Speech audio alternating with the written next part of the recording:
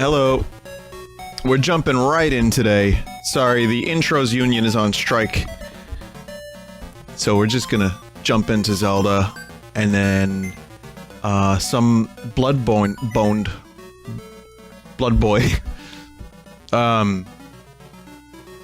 Yeah. So, welcome to the stream. I've got a story and a half for you about plumbing, and how my friend Dave, who is a student of Super Mario, came through. I'll tell you about that in a bit, but first I want to wish someone a very, very special happy birthday. Okay? Happy birthday to you. Happy birthday to you. Happy birthday, dear. Weed. Happy birthday to you.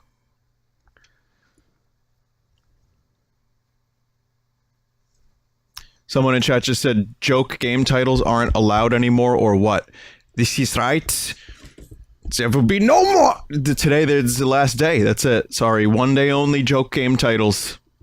That's right. I'm getting you Zelda Link's Awakening and Bloodborne.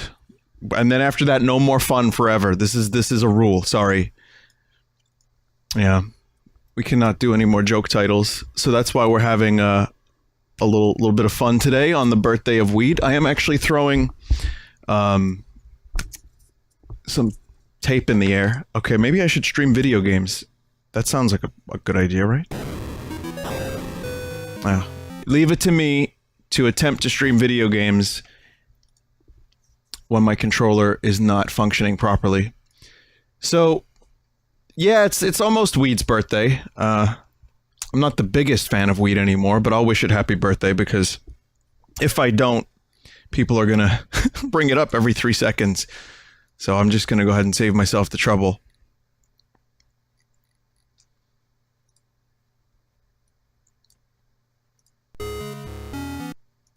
Here we go.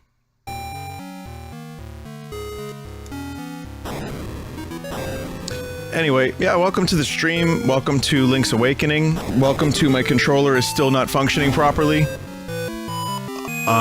Really, controller? Really? What the fuck is happening?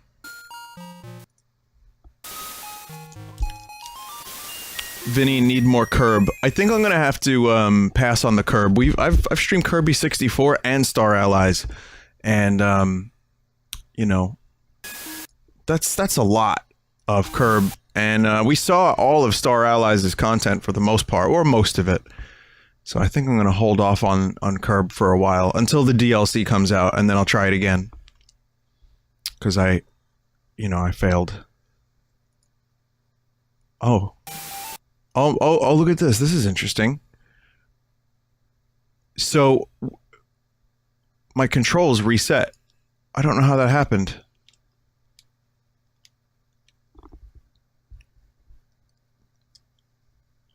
Happy birthday, dear.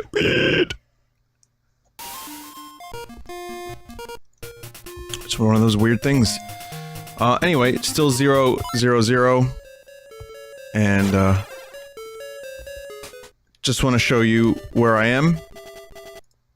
Now you know where I am. And now we can begin. That was a long-ass intro for having no intro. Don't expect me to be making too much progress in Bloodborne tonight, because it's just gonna be bad. I have not played since I last streamed it, and it's gonna be bad. I'm gonna try my best, but I don't expect my skill level to be very high. I was getting good at the game when I played it every day, and then that stopped happening because life had become extremely, extremely busy. So, while I'm doing Birdemic, I want to tell you the story of the Super Mario Brothers pipe incident.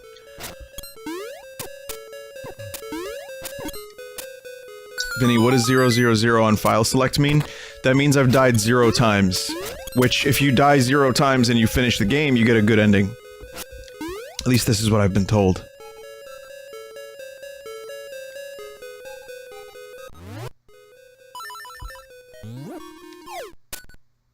Vinny, have you seen The Air Up There with Kevin Bacon?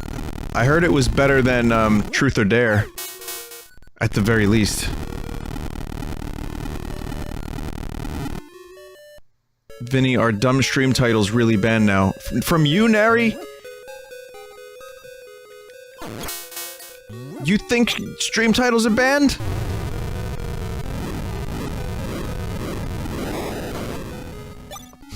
It was a joke.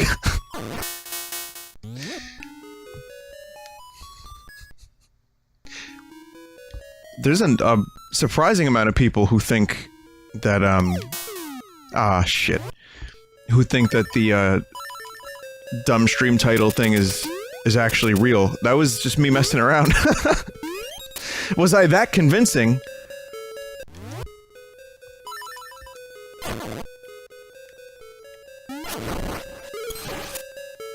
Twitch has done worse, you know.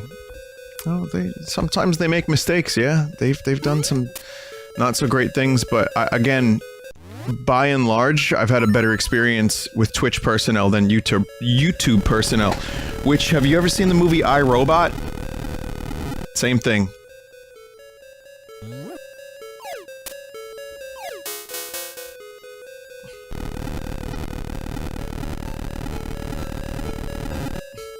YouTorb.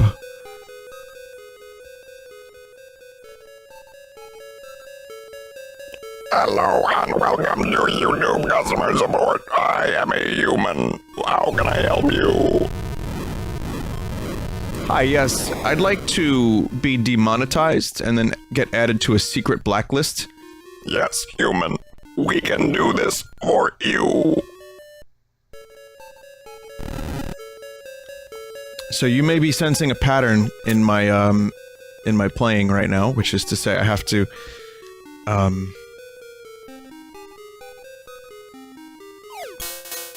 fuck. I think that despawns. No, it stays there. Okay, hang on a minute. Oh, I can't get over there anyway. I have to go around. But that's one of the main things of this dungeon, which is you have to destroy the pillars, and then it drops. I remember the dungeon, but I don't remember the very, like, specifics of the dungeon, but I remember really enjoying this and thinking this was extremely difficult when I was Bab. Maybe I won't find it as difficult.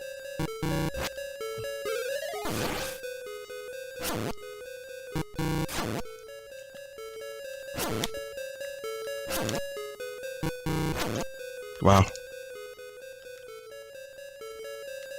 It's amazing. Wow.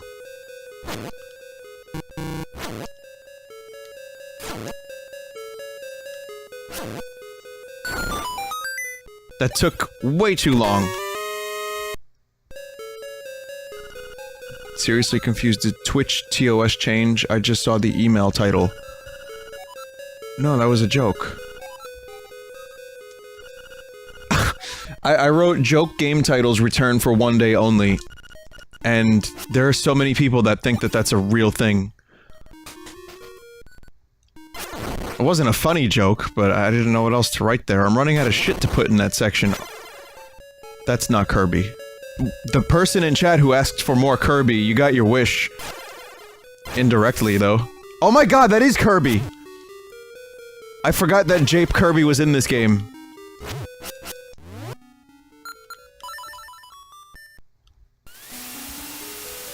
To think that my jape today was better than any of my April Fool's japery.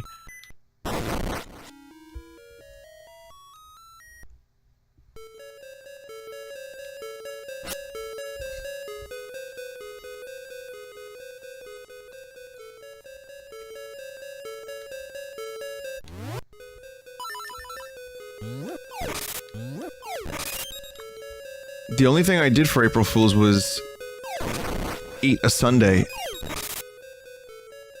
Yeah, that's it. That's all I did. It was good April Fool's for me. I enjoyed that sundae. I give it a very high rating on the food review scale. My hand got cold for a minute because I had to stick my hand in it for some reason. My brain compelled me to do that. I regret that to this day. But otherwise, it was a great April Fool's. I'm sure next year I'll have some devious thing to trick you with. Look forward to it. And next year it's just gonna be me filing my taxes on stream. April Fools! Or I'll say I'm gonna do a bad stream. Or rather, I'll go live and I'll say, this is gonna be a good stream. And then it's just like every other stream. And then I can say, April Fools!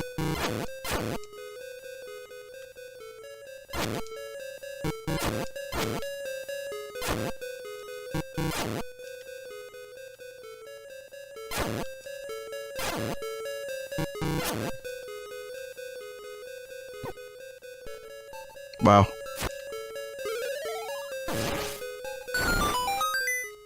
How am I so bad at that? It's not like I don't know what I have to do.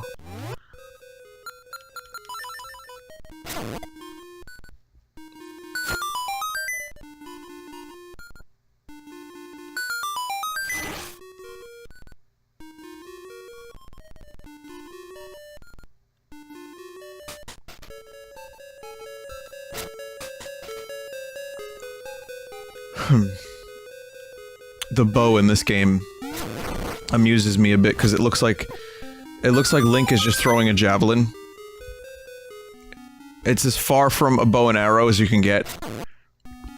The arrows are too big.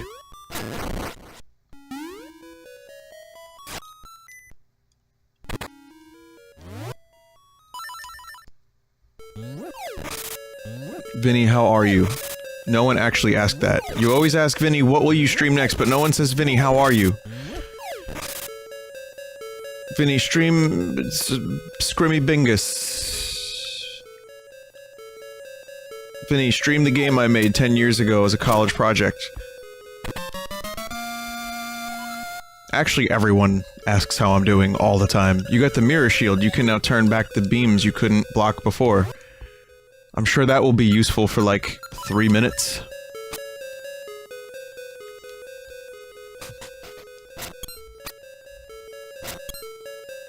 Stream the Jar Jar game.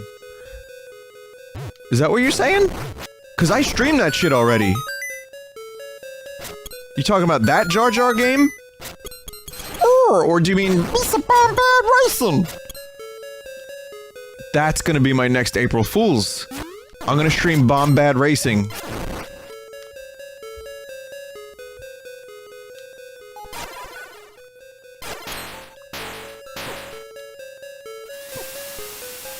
Oh my god.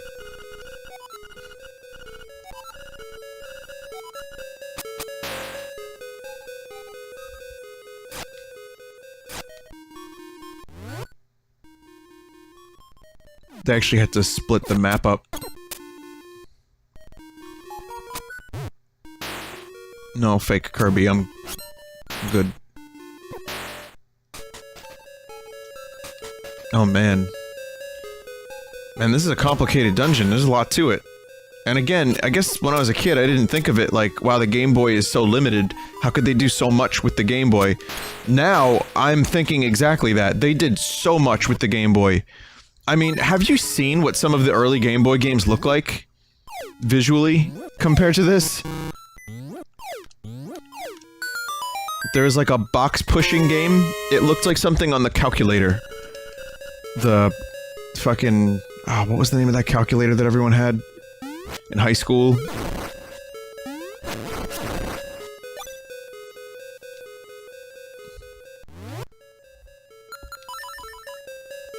Oh, hey Mono. Hey Mono, I wanted to congratulate you on your post discovering ARG in Fart Night. Good job on that. I also wanted to say that the podcast you recommended, that I've been talking about a little bit, Reply All, was actually very, very interesting.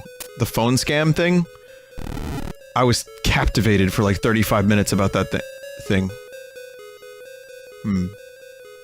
The TI-84, that's the one. I had the... yeah, I had the 83, I believe. Vinny, are you going to do art sometime? I do that at the end of every stream, actually.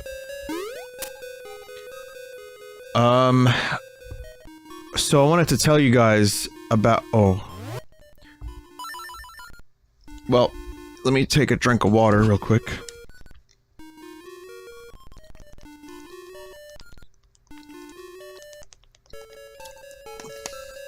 Very good. Very good water.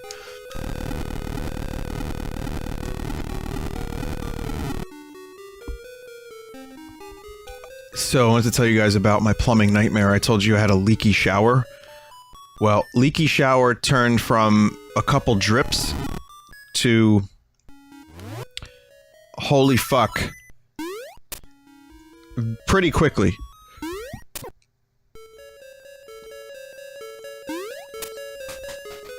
So, I guess this has been going on for about a week. Excuse me, about a week. And I didn't really notice it at first because... just a couple drip a drop, you don't really notice. But then it got, like, worse than, you know, it went from 2 to 4 to 8. And I started Googling the problem, and I thought it was a stripped washer, but it didn't seem... like, I kind of tightened the shower head, and, you know, it didn't really work, so... my friend Dave is a plumber, so and he's a damn good one, too, as I've learned. And I texted him, he's like, I can be there in a couple days. You know, but it's probably a pressure-balanced valve, and you need a new cartridge, and, you know, it's not an easy job. It's not something that you could just randomly do. So, I believe the guy, obviously. And, you know, got a new shower head, which was still leaky, which was to be expected, but the old one was crap anyway. So, last night, after I'm done streaming, I noticed it sounds like my shower is on. But I was like, wait a minute, is there a ghost taking a shower? And, yeah, it was pretty fucking intense. It went from drippage to, like, 20% shower pressure. And it was, like, scorching hot water, too, so that was a nightmare. So I spent most of the time looking for the shutoff valve specifically for the shower.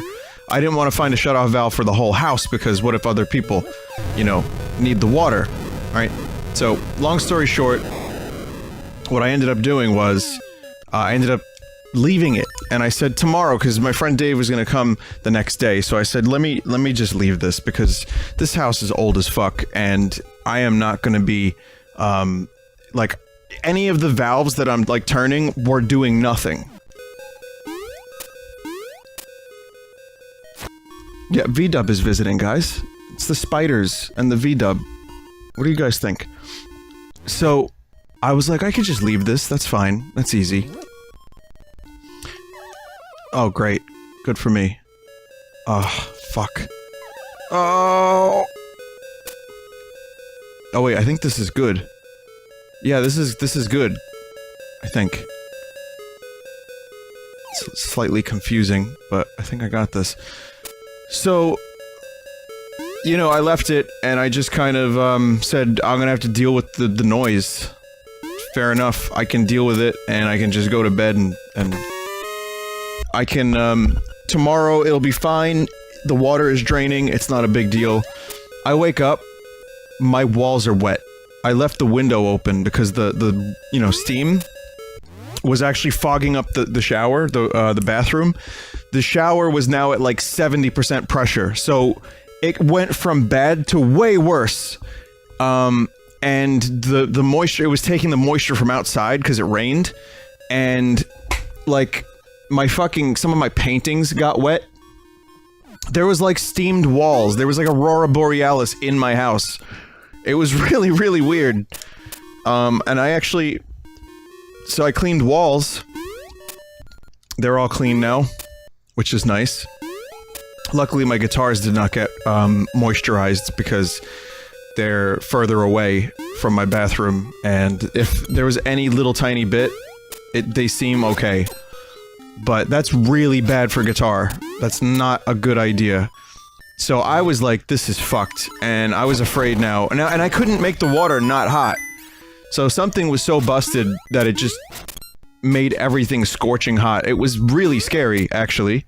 Not like my life is in danger, but like, okay, my house is wet, and this is not good because now we have problems. So luckily Dave finished work early, and he came by and he knocked it out in a half hour. And, you know, I paid him well, as you do for your friends, and I also tried to offer him a beer, because that's what you offer a plumber, yes? Beer?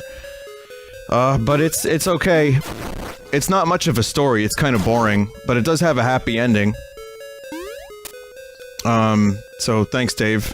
And then after he was done, he wanted to see my guitar collection, so, we played guitar for like a half hour.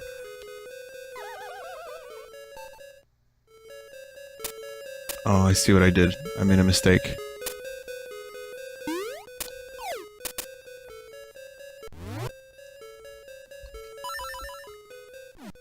Your friend Dave gave you a happy ending? I'm not saying he did or not, but, we went to the Queensboro Bridge afterwards, right underneath that shit.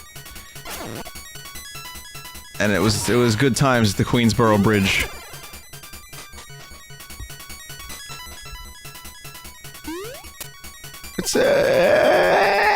It's basically Kirby Star Allies in real life.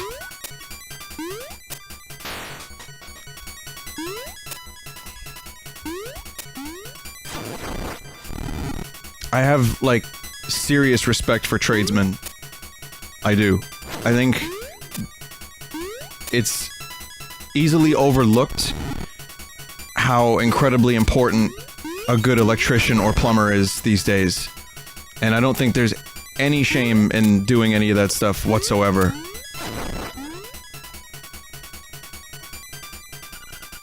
The riddle is solved when the pillars fall. Right, well, I knew that, Mr. Owl. But how many licks does it take to get to the center of a Tootsie Roll Pop?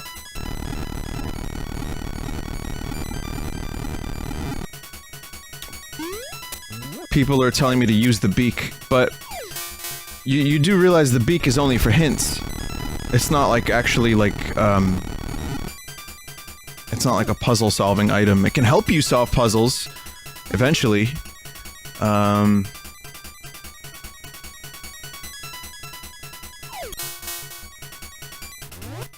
Okay, let me, really try to figure this out. I know where I have to go, kind of. So we did four of the pillars. I need one more.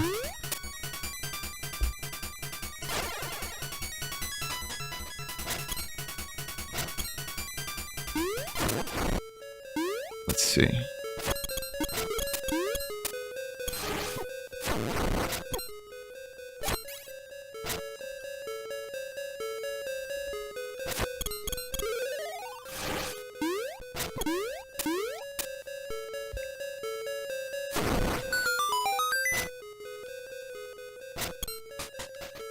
Did I not just come down this way? God damn it. You know, I think I could use the boomerang. Ah! Yeah, well that solves that problem.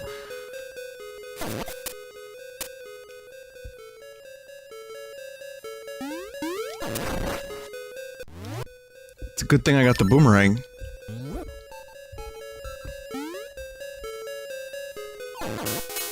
Oh no, not these guys again. No, no, no, no, no. Never. Never those guys.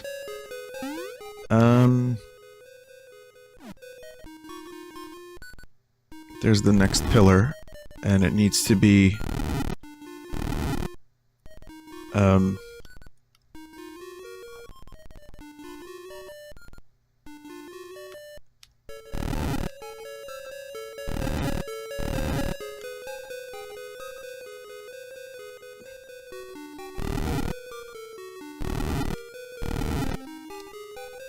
I did not mean to do that. I know I'm doing this over and over again, but what I meant to do was this.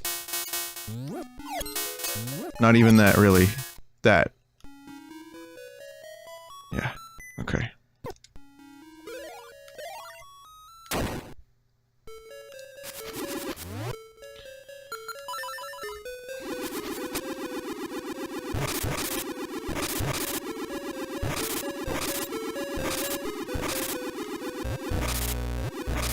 Holy shit.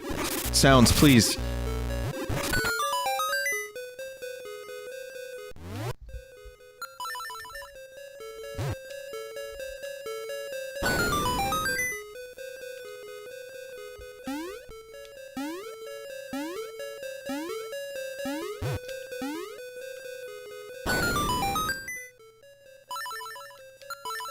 Here we go. Oh, shit. If you can't get over the poles, try throwing things you have in your hands. Get over the poles.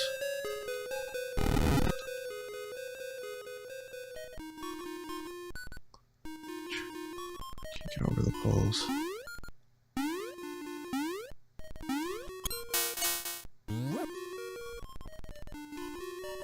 I don't think I'm gonna be able to throw this across.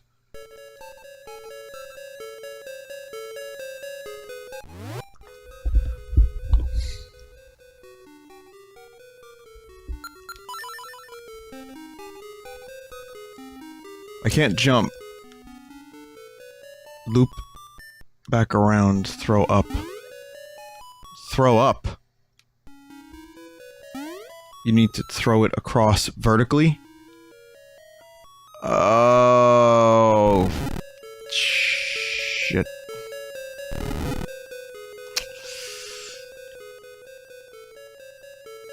Yeah. Also, Sad Vega, that's not true, right?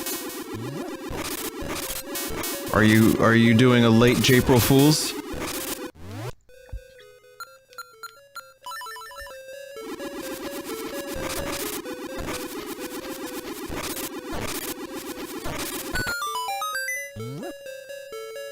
I can't loop back around. Oh.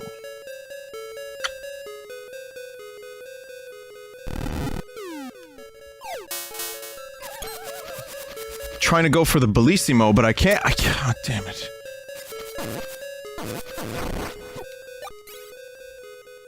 Vinny, will you play 50v50? I played it for like 3 matches today.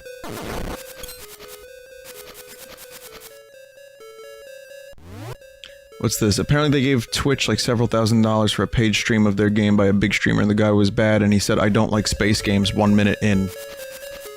Oh, that's a shame. That's why I turned down all sponsored deals. All. No exceptions. Because what if you don't like the thing, then you have to pretend you like it? Or you just took money and you're like, oh, I have to pretend to like this game now. I'm sure my audience will trust me in the future. I'm sure that's a great way to build trust with my audience. By pretending to like something I clearly don't enjoy.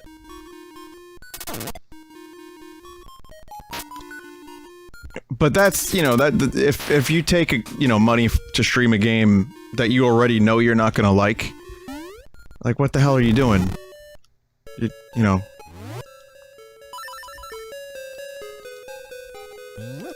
Vinny, is there ever a sponsor you would take, even if it was a Nintendo thing? No, not for money. I'll take a game for free, but if I'm told I can't shit-talk the game, I won't take it. I know that's like my disclaimer every time I do get something, but it's 100% true. I don't need the money. I'm good. I don't wanna do that.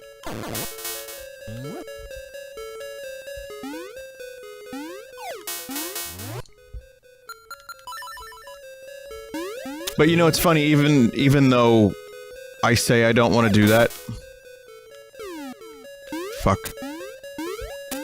And I don't do that, just there's inherently so much distrust because of that shit that I get hit with it too. Even if I have nothing to do with it.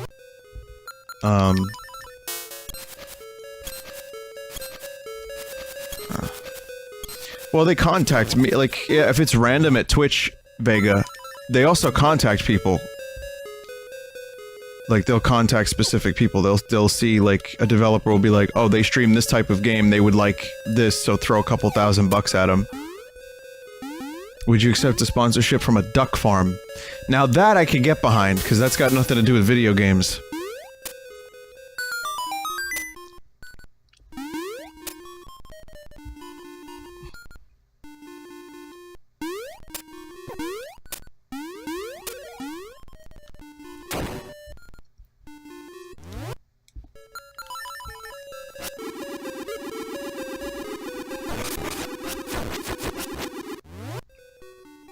And for the record, I'm not against bits and donations. Yeah, I think that's fine. That's a streamer's choice. And, I'm not some kind of moral high ground by any means. I do think it's you know, up to each individual streamer how they want to do their biz. That's totally fine. This is good. I just know that I'm too lazy to keep up with it for one, and I don't like to interrupt my streams. No, I didn't say I wanted the bits. Vinny, have you had people approach you about sponsorships? About once a week I get them. Even though right there on my contact page it says that I do not do sponsorships. So that means that they have not read my contact page. Which means I'm not going to give them a reply.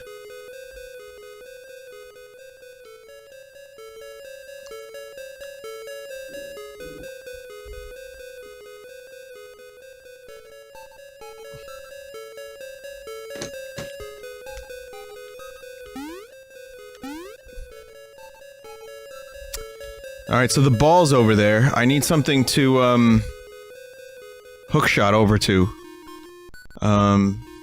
Run and jump. It's not gonna be that easy. I'm gonna fall.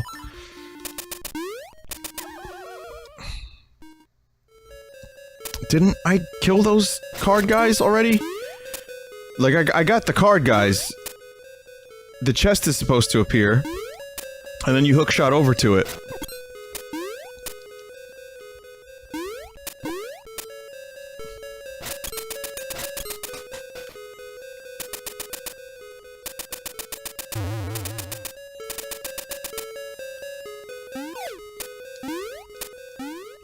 You can't leave the floor. Oh, okay. The chest despawns if you leave the floor. That's a very particular...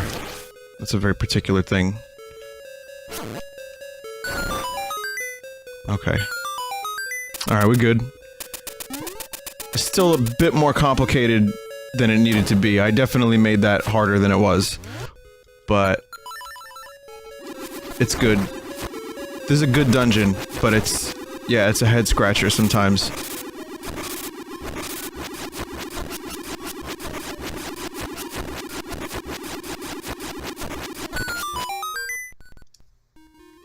What's this, from...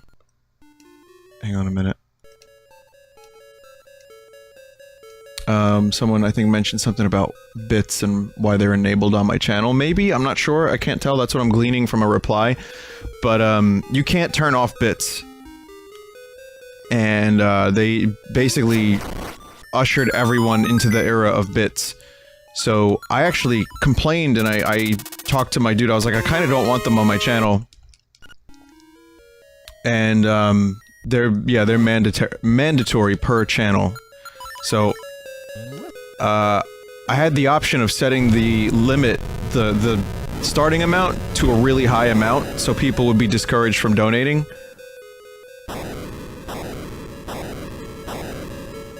I love that. That's so cool. The problem is, I know that there are a number of people who would meet that challenge just to do it.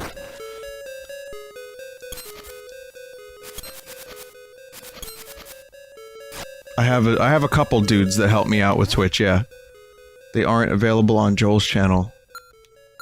Are you sure about that? Cause, like, there's an email that got sent out that they said they were doing bits for every channel. And I complained and I kind of bitched and moaned a little bit about it, and, they wouldn't help me out.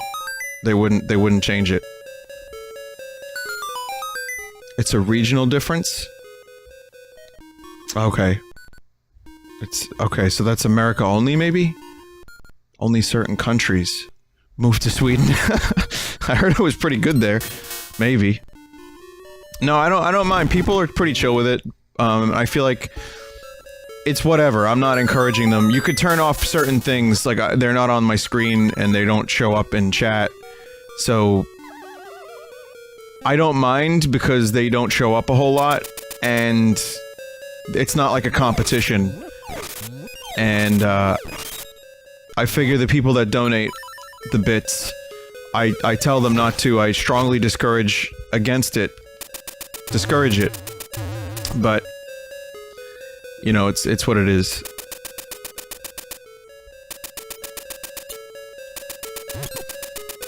I'm not losing sleep over it, is what I'm trying to say.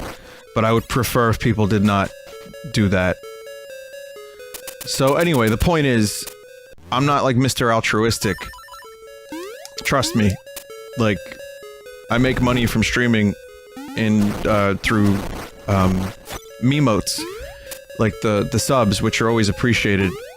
You know. It's just, there's a certain level of what I'm comfortable with. And I feel like I'm comfortable with things where you get something in return. But we've talked about this like 40,000 times. And, I'm sure you all are aware of this by now, or most of you.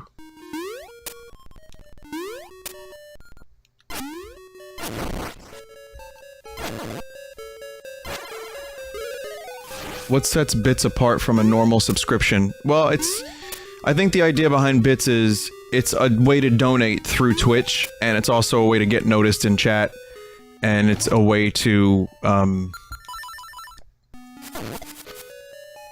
it's a way to support a streamer, but also have other people see that you're supporting the streamer.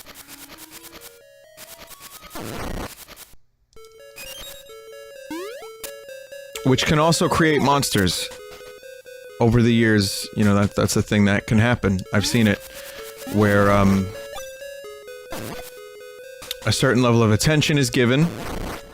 I mean, you don't even have to use your imagination for too long to figure this one out, but a certain amount of attention is given, and then that person expects things. And then becomes like... You remember YouTube Heroes? Yeah, like one of those.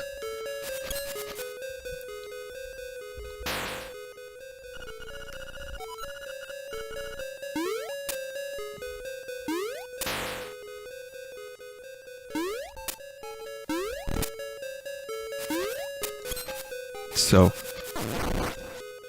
I don't know, like I said, for me, I think it's more what I'm comfortable with, which is just being a streamer that plays a video game, makes a couple bad jokes, and that's good enough for me. Hey cunt, you think you can take me? Alright boys, get this punk out of my face. We're bats. We're the bats. We're the bats.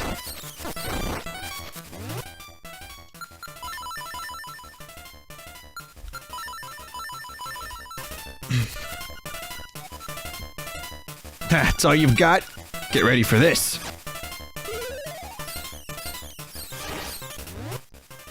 Is he playing a little flute?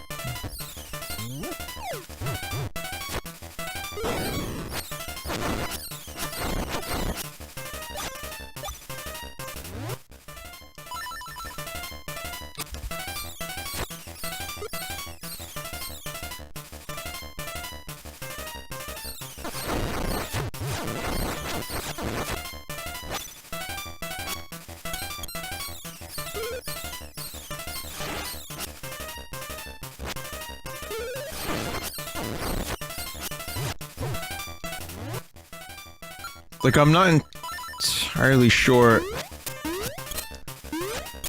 how to damage this fucker.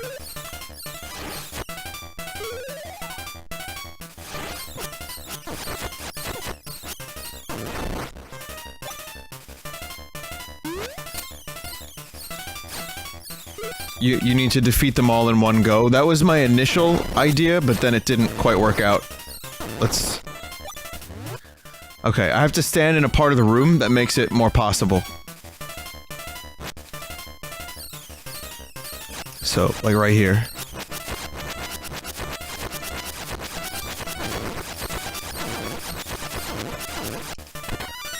There it is. You dirty rat!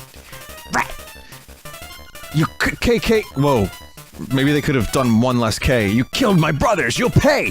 I'll never forget you. Sorry, I'll never forgive you. Forget implies fondness.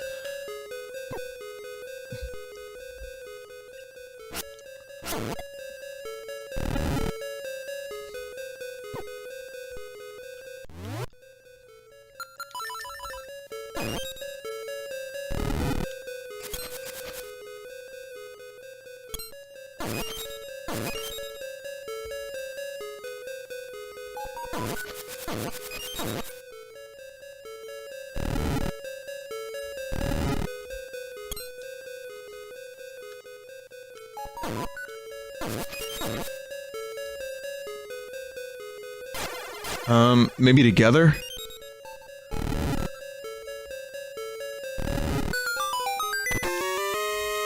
Alright.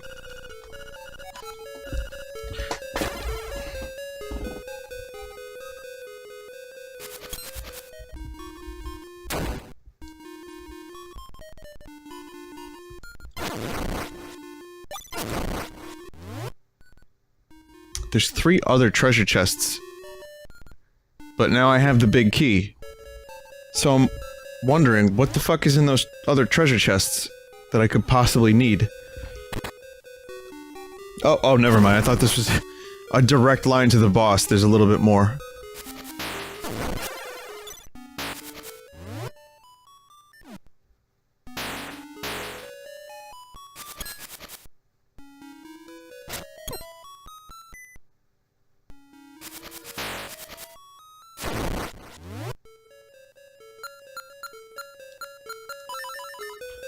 One rupee?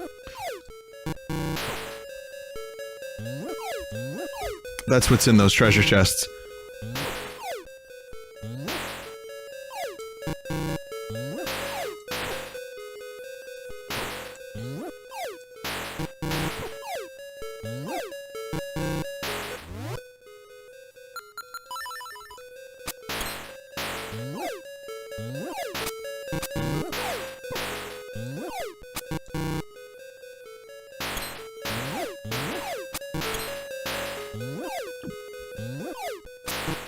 Wow! What rotten luck!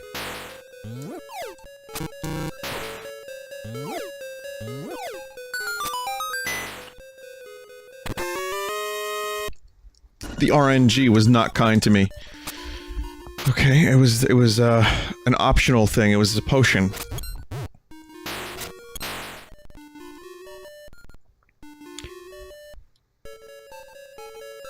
I don't know, someone on the dev team was like, we really can, you know, we need to be annoying to our players. We can do this. All we have to do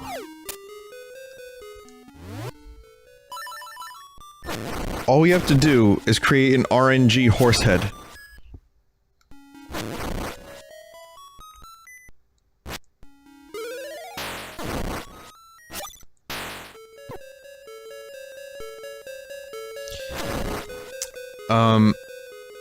When I destroyed the pillars, one of the floors, well, the rest of the dungeon slid downwards, right? It actually merged the two floors together, so that's the gimmick, in case you were wondering.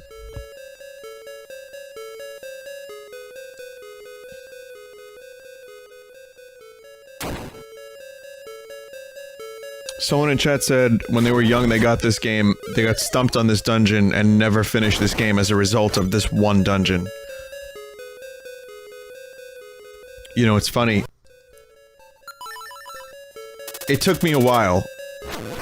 It wasn't this one that made me almost give up, but I was not about to give up. I was a fucking tenacious kid. I might have been a dumbass at times, not being able to, like, solve some of the easier puzzles, but I was tenacious. I'm not gonna hold back. I'm gonna make you wish you were never born.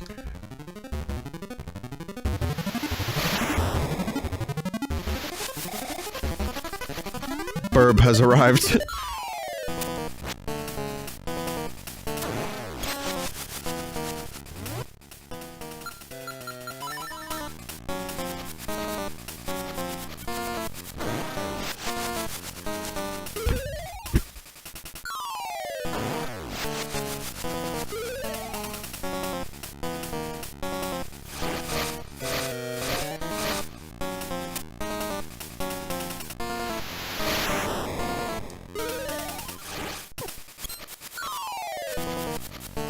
This is actually potentially scary.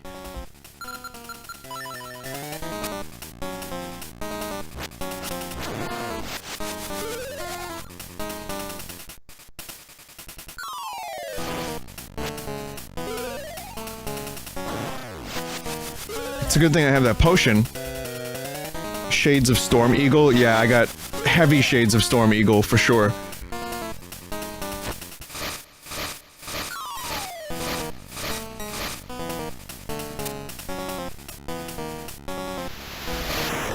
If only I had Sting Chameleon's power, this would be a joke.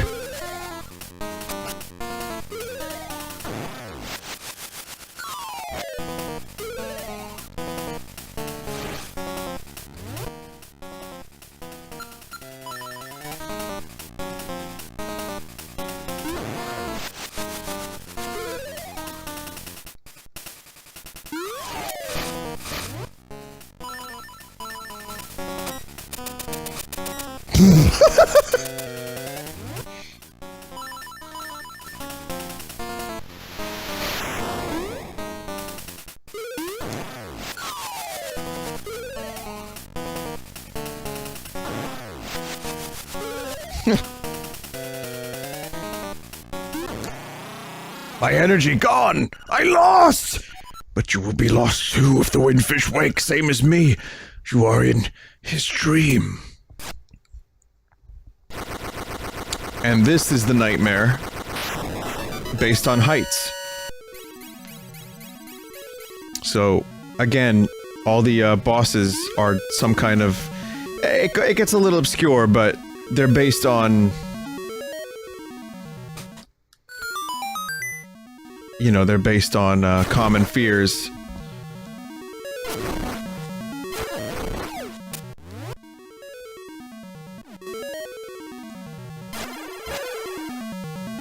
Phobias.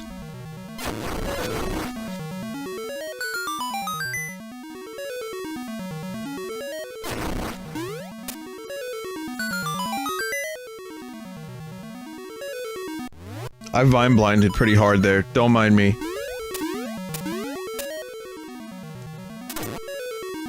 And oh, and Goombas for the fuck of it. You got Kirby and Goombas.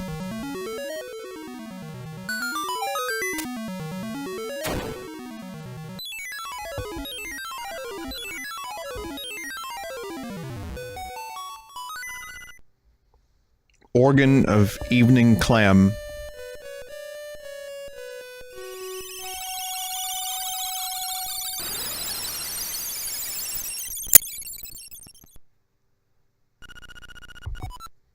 Ocarina. The music of the ocarina leads.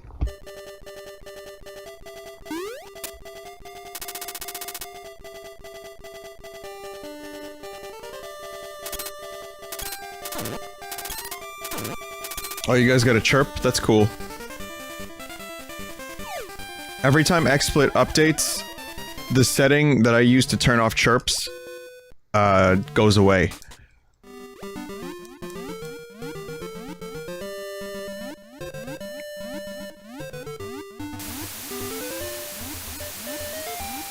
Also, I'm not done in the mountains yet. There's still a couple more things to be found.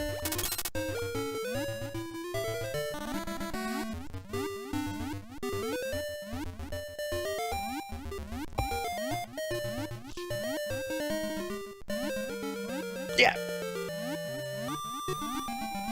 Gotta go all the way this way!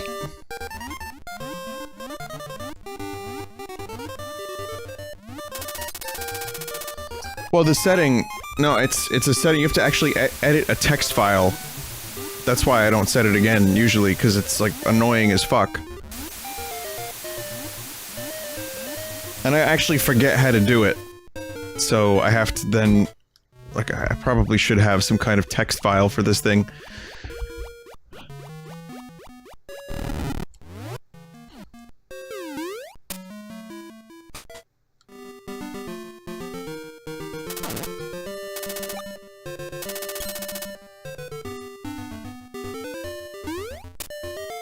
You could make a bat file that does that automatically.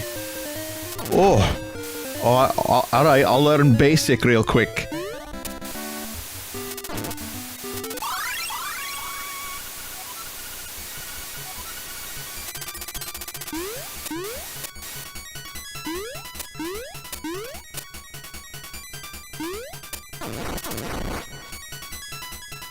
We're bats!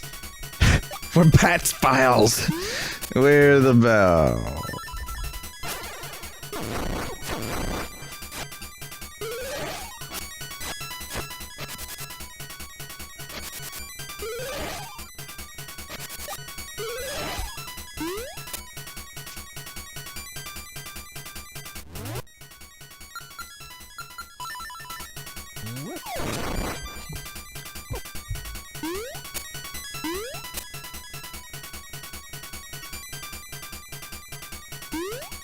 Someone in chat said this game is better in black and white, to be honest. I've never heard that opinion before. Link, some monsters put me up here. What should I do? I'm afraid of heights. Oh, okay.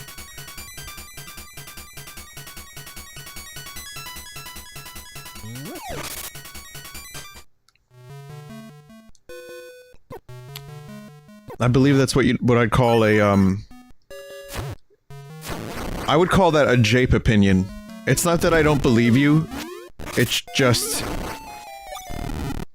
if it's not a jape, it's quite foolish and or contrarian just to be foolish. I think. I don't see what advantage this game has in black and white over having a little bit of color.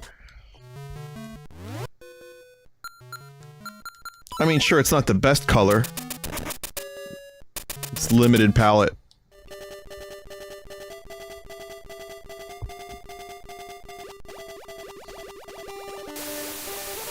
I mean, maybe the aesthetic of the black and white thing. I guess maybe you could like that a little better. Maybe you like the cabbage green of the Game Boy? Maybe, you know? I mean, I'm trying real hard to not just write it off and laugh about it. Because I try to, you know, I try to entertain the possibilities no matter how dumb they may sound.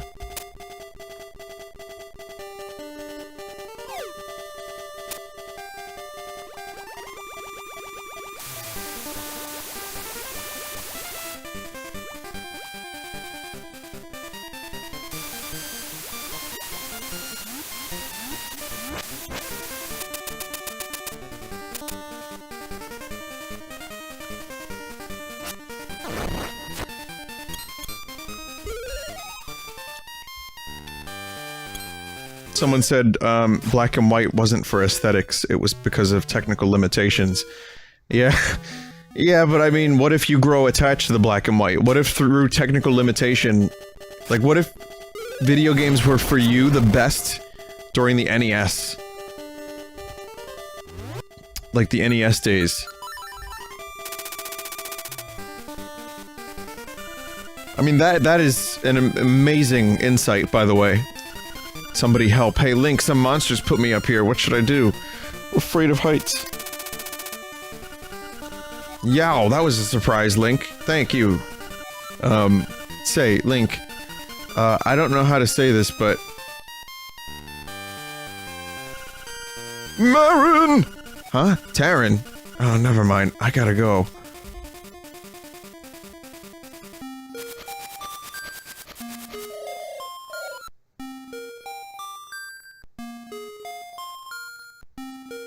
Someone else in chat said the NES wasn't in black and white. Okay. I have to stop reading the chat now. Hoot, that girl sang her song in front of the egg. Her Ballad of the Windfish is a song of awakening. Did she actually intend to wake the windfish? The next siren's instrument is in the west. Play your melodies so the unliving stones might hear. Show your courage, the windfish waits for you. Hoot.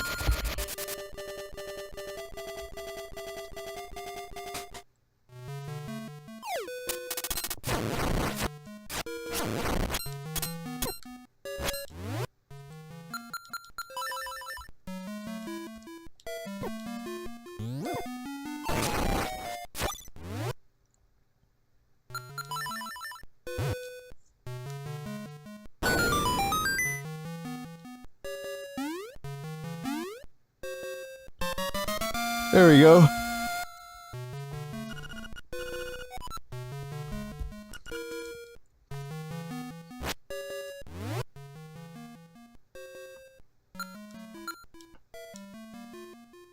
Okay. 2 of 4 pieces apart. This may not be a 100% all hearts run. We'll see.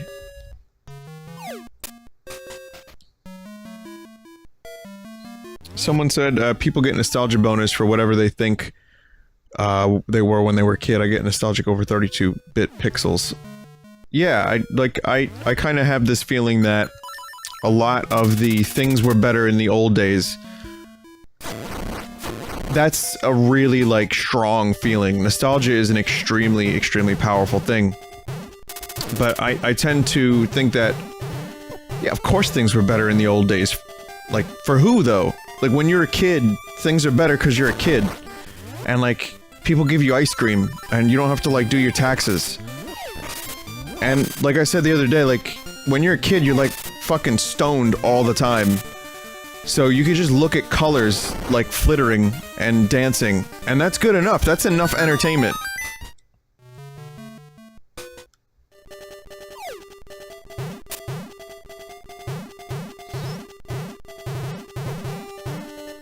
So I tend to think that, yeah, I tend to think that for a lot of people, the nostalgia of being a kid overwrites if things were good or bad.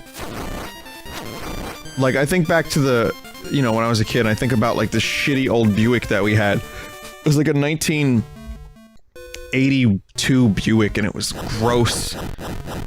And it was, smelly. And it, like, every time you hit, like, even a grain of sand in the road, that thing would bounce, and you would hit your head and die.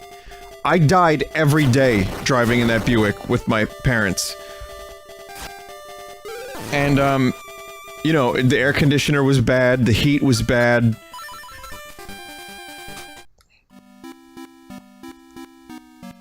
So, I think back to, like, and I remember playing Link's Awakening and other games on the Game Boy in the back of the Buick, and I had to use the lights from the headlights in the cars behind me so I could see the game. So, it's easy to think, like, oh, everything was better back in the old days. But I was just a stupid, high little kid who thought everything was better because I was a little kid and everything was cool because it was the first time I experienced said things. I think things are better now. Yeah, well, you know, on a personal level, we've got god machines in our pockets. I've talked about this recently. We've got cool video games and online stuff. There was a lot of cool stuff in the early 90s that I miss. But, overall, when I really, really start to think back, I'm like, oh, wait a minute, there's a lot of things that sucked then, too. And that's why I threw my Pee Wee Herman doll out the window of a moving vehicle. It's, here he is. Urethra. The head of the turtle is in your way. Put life into it and it will move. It's true, it's true. What's this about heads and urethras?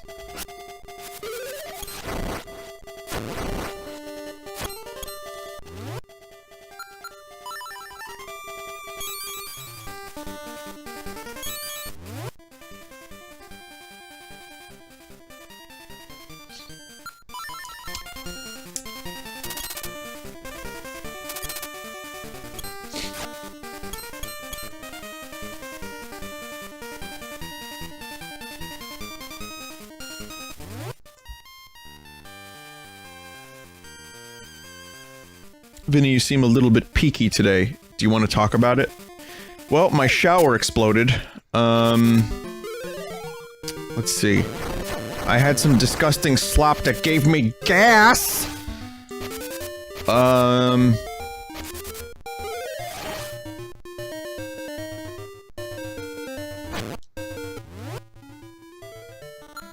How does one get the fire rod before I go into that dungeon?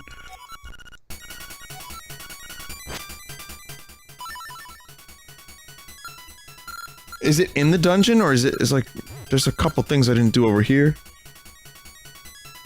It's in the dungeon. Oh.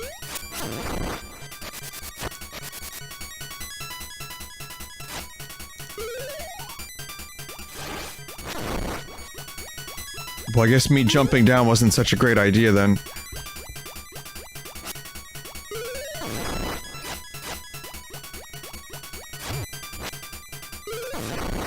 wow, I can do that now.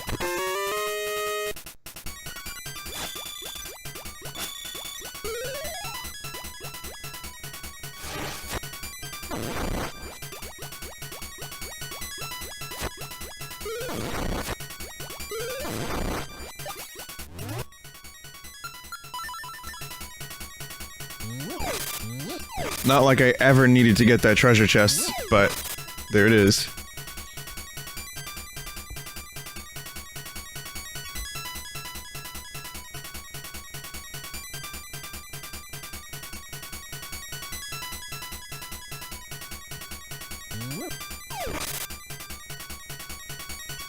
Yeah, I forgot about the song. I genuinely forgot about the song that animates dead things, so that's one. Two, I was thinking, well, maybe I don't want to do another dungeon right now, because maybe in a little bit I want to play some Bloodborne. Maybe I'll just find some pieces of heart. But then I really thought about it, and I'm like, well, I don't need more pieces of heart.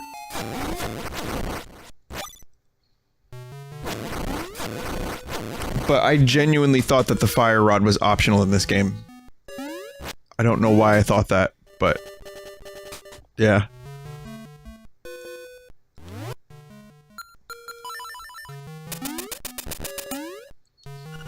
What's the creepiest thing that happened to you as a child? Probably the reason I threw my Pee Wee Herman doll out the window of the car, and I don't know why I did that. I was like 3 or 4, and I had this somewhat expensive Pee Wee Herman doll. I think it was expensive. It was like, you know, like 1.5 feet worth of Pee Wee Herman doll. Like, it was a substantially big toy. And like you would pull, I think you would pull a string and it'd be like, I know you are, but wait a minute. And I threw it out the window of that shitty Buick I was telling you about. I would imagine I saw the Satan's eyes when I looked into the face of Pee-wee. But that's my best guess, I don't know for sure.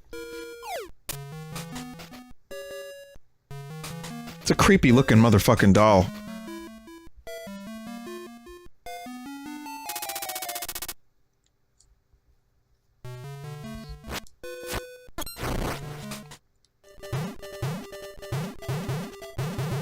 And yeah, the voice box would, like, get weird and... I know you are, but what am I?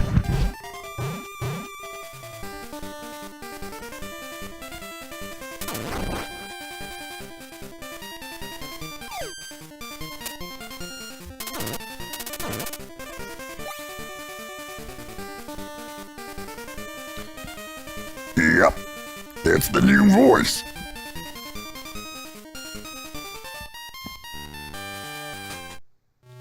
I'm trying to think of what else, what other creepy things happened. I did see... there was a ghost smell.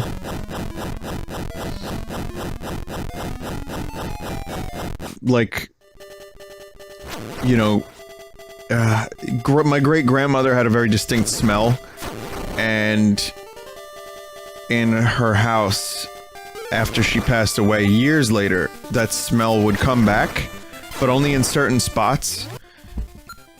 And like a number of people, you know, members of my family noticed it, and anyway, the point is, I don't remember,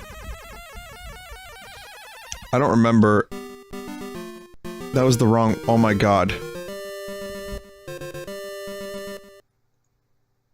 That was the wrong song.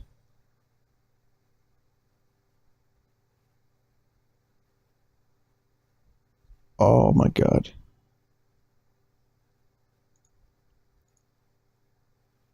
I'm going to shit all over the place.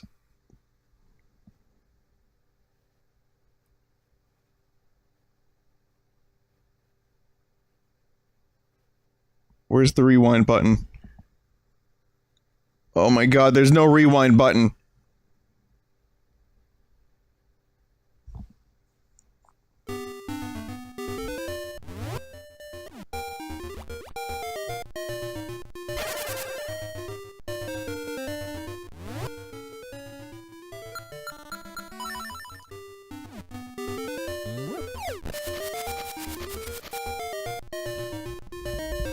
Oh boy, at least my shower is fixed. Gotta look on the bright side.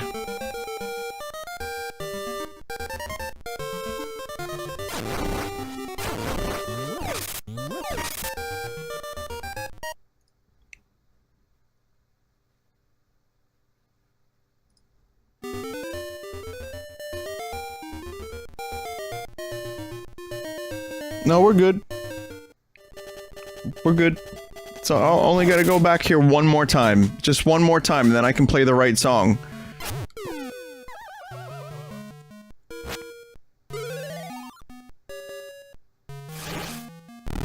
Steamed walls. Steamed walls. Yeah. From the steam shower. Alright, well I guess all I have left at the moment is stories, so I may as well finish the story. I just remember there being a big deal about this, and a number of people would, in my family, myself included, went... I was probably about 10 or 12. 10 to 12. And, we smelt the smell, and it was like, wow, why is that like that? So that's it, that's that story. I mean, I don't know why it freaked my family out so much. Maybe it was just a random smell, but it just was like this weird, distinct thing, and for someone who had been dead for like 7 years? More. Almost 10. What other creepy things happened? Well, not creepy, but I found out about the— You suck! I found out about that guy. And, his name is Douglas something or other. Not memeing, by the way. He did an interview. There was a podcast interview. And, apparently no talent, you flat! Apparently, that dude was playing outside of a very peaceful place on a nice day. Like, the dude explains it. He explains it, and he says that he was playing, very poorly and flatly, obviously. And, that he was playing the music, he wasn't busking, he wasn't asking for money, but that he was playing outside of a Holocaust museum.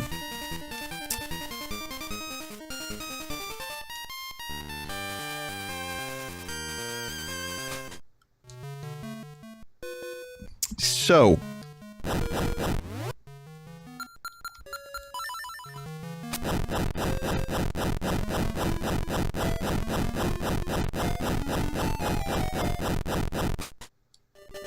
Suddenly, I don't feel like that small angry man was unjustified. Maybe he went a little far. He acknowledges he went a little far. Well, not really. He kinda...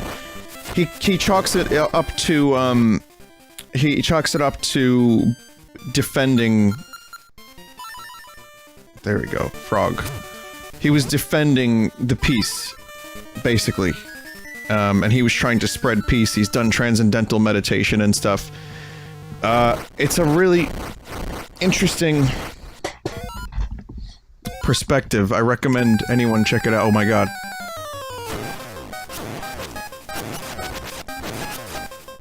If you're aware of this video and you want to find out this little man's perspective, I think it's worth watching the video.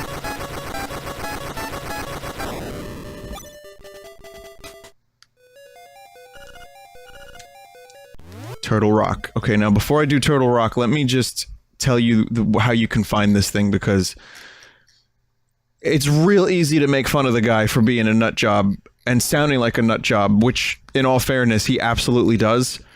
But hearing it from his perspective makes me feel a little bit like, oh, okay, maybe it's not so black and white. So, Case closed. Jesus fuck. So the name of the dude that interviewed him is Matt Besser. Matt, B-E-S-S-E-R. I'm gonna link it in chat. And, Angry Trumpet Fighter speaks with Matt Besser. Angry Trumpet Fighter speaks with Matt Besser. There you go. Look that up. B-E-S-S-E-R. or you can just check the chat. Case. Close.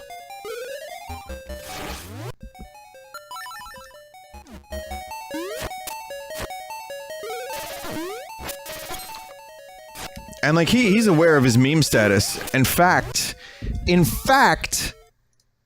I'm sorry, I have to show you one more thing. It says here, I don't often teach people to be respectful by telling them how great I am for being on stage with the Grateful Dead. Yeah, totally. Listen, I still think that the guy is a nut job for doing what he did and saying the things, I walked Bob Dylan onto the stage! But there was actually a movie that came out that had a deleted scene where they cast this guy as himself.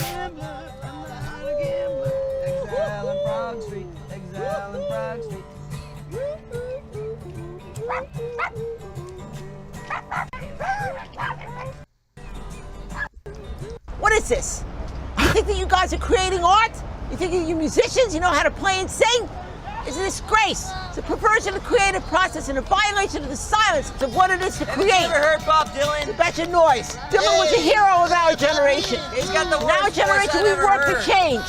This is complacent, ignorant, with no talent. Oh, I get plenty. To be played. No, clothes don't make the man. What makes the man is what they think and feel inside. That's not true. And how they express that creatively. So yeah, so he kind of apparently he poked fun at himself a bit, but he's still in the interview that I linked to you guys. He's still a little loopy about what was happening. He thinks he was preserving justice by nearly striking a man with his satchel. I think he's extremely self-aware, but extremely non-self-aware, I should say. But at the very least, he explained himself, and fair enough. If someone's making a racket that sounds terrible outside of a museum of great, you know, meaning to so many people, maybe you just tell the guy to fuck off. Or you get the cop that's on the corner and you say, listen, can you tell this jackass to stop ruining everyone's day?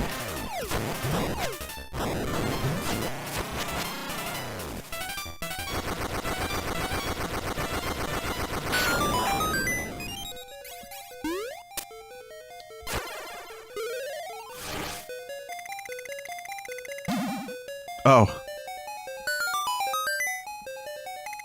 What's your favorite urban legend? I don't know if I have a favorite. I like the hole that leads to hell.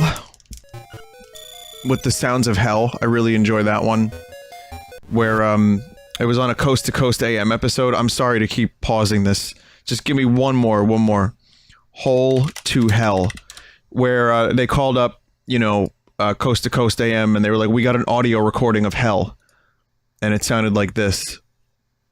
The real screams of hell. This is what they played.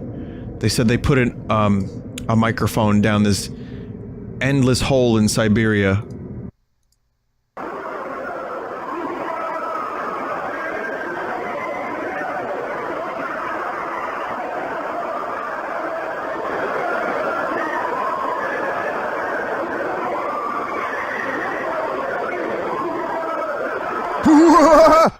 You hear the that's devils.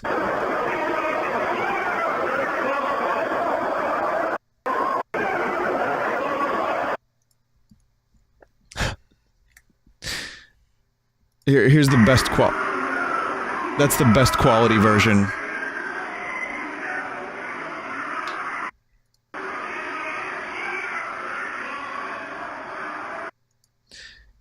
It's just a dopey fun story. I like the idea of miners in Siberia drilling a hole and not being able to find the bottom, and then they put a microphone down on a really long wire, on a really long cable, and it's...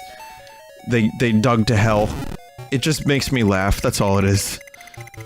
My other favorite urban legend is the one on Snopes about the lady who had a puffy cheek, and she woke up one morning and the puffy cheek...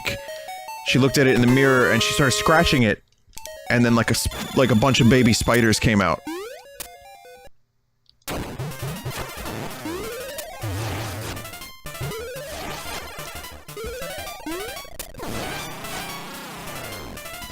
I think it was, I'm pretty sure that one was deemed a hoax, but it was an urban legend, and there was a whole story, and I remember reading that one. That was the one that freaked me out the most on Snopes. Easily. So when I reference cheek spiders, now you get where it comes from. Vinny, what the absolute fuck, my man? I don't know. This is what happens when I play Zelda games. You get stories, you get new lore.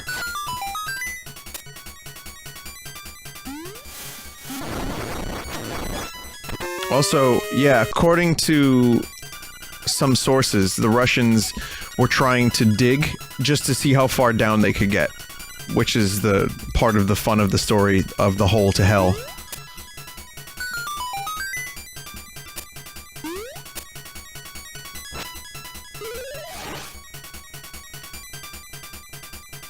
What's this? Someone, my favorite urban legend is about the 30-year-old man that somehow managed to trick a cult into paying him to play video games. Let me just check. They're not subbed. That's a good urban legend, though. That's a cool one.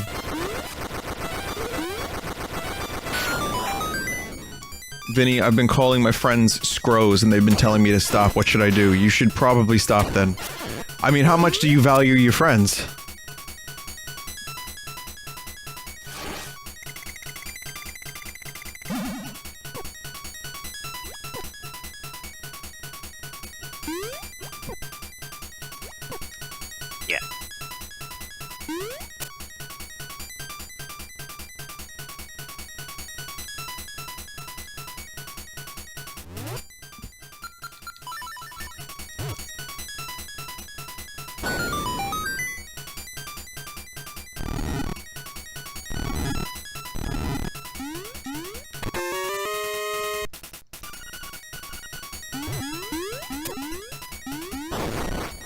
It's called the Cola Super Deep Borehole. You're a borehole. I'm a borehole. My streams are boreholing.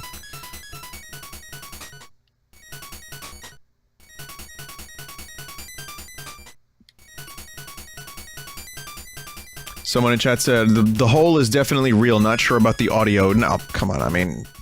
That's just someone going...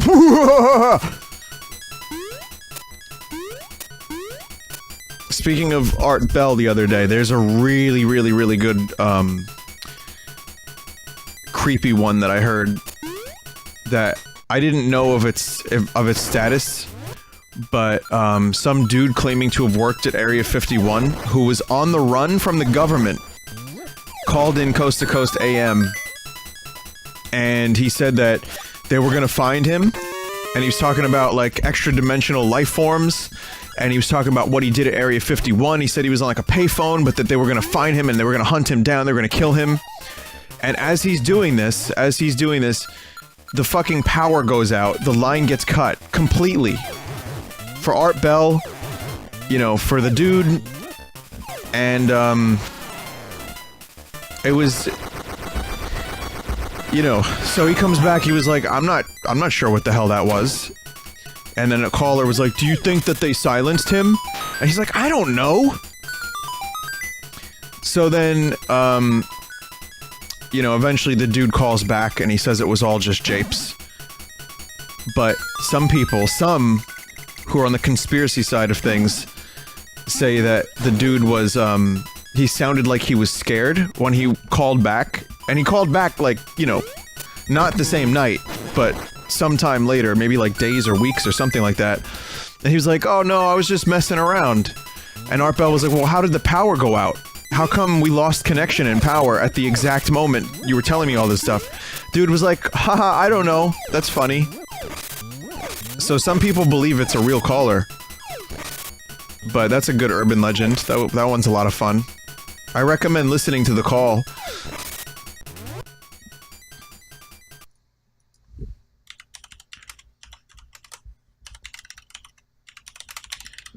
Haha, spooky. Just kidding. Where to start? They're you know, as aliens, Art. They're extra extra-dimensional being that an earlier precursor of the space program made contact with.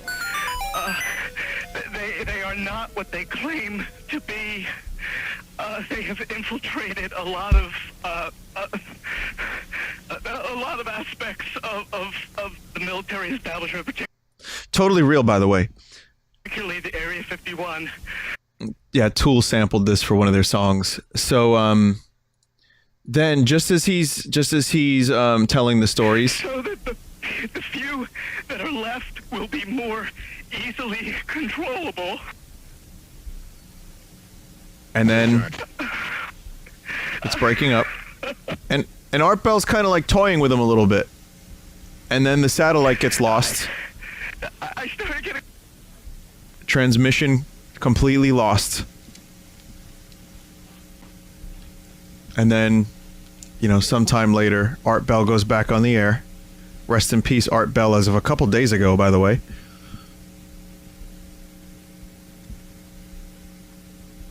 It was Nort's Mr. Alien that was calling. Oh, whoops. Sorry about that, chat. So, Giorgio Moroder. That's how Art Bell would start his streams, his radio show.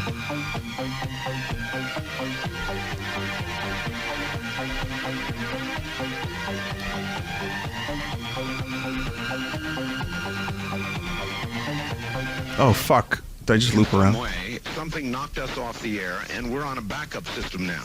It's the government, or I don't know. it has to be something, though.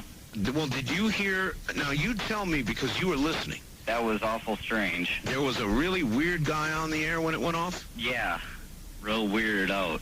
Like, going... Sort of sounding paranoid, Yeah. schizophrenic? Like crying and everything. Yeah. Yeah. And how far into the conversation was it when it went off? Just a couple, about 15, 20 seconds, I'd say.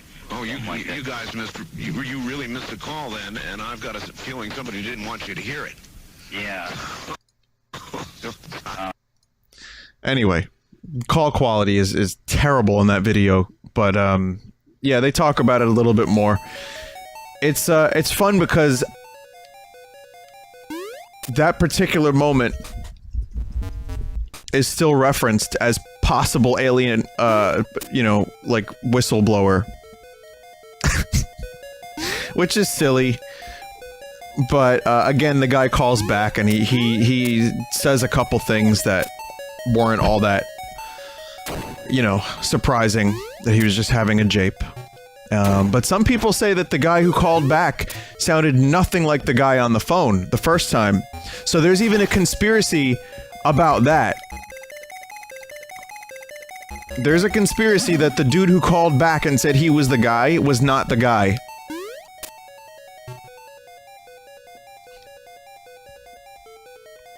So, I mean, you know, who the hell really knows what's out there? I mean...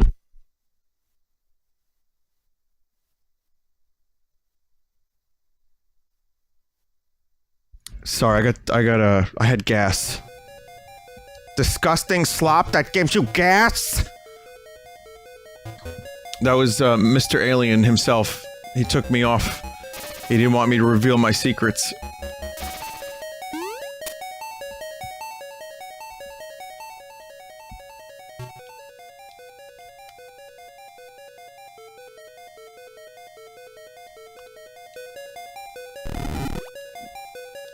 You may know I'm not actually Vinny anymore. Now I'm just Big Robertson's. So there's that. That was a fun one. Here's another good one. On Coast to Coast AM, someone called up and said that they were working at a research facility where they opened a portal, and they said that a bunch of aliens came down, like teleported through, you know? And, they later said that there was a strange, mysterious man in a suit that would show up from time to time and just stare while they were working, while him and his coworkers were working on this project with this experimental machinery. and they worked at, I believe the facility was called Black Mesa Research Lab. I believe is what they were calling it on the phone.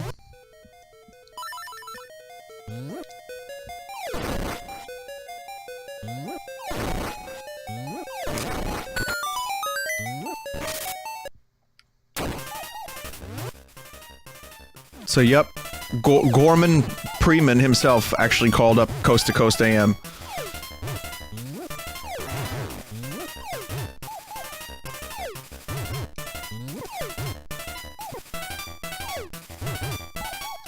Damn, this... Like, I kind of know where I have to go now, but I got confused for a minute. I have zero recollection of this dungeon whatsoever, by the way. I remember Eagle's Tower pretty distinctly, but this dungeon was just a blank, completely. I'm pretty sure this was just one of those, like... I don't want to say it was a throwaway dungeon, but... Fill all the holes with the rock that rolls. Oh, okay. Yep. Not a throwaway dungeon, but it's a more standard, straightforward kind of amalgamation of everything that happened previously. Seems to be a lot of combat. But yet, still, the game introduces new mechanics. This late in the game, you still get a couple new mechanics to work with, and that also includes the item that I'm yet to attain.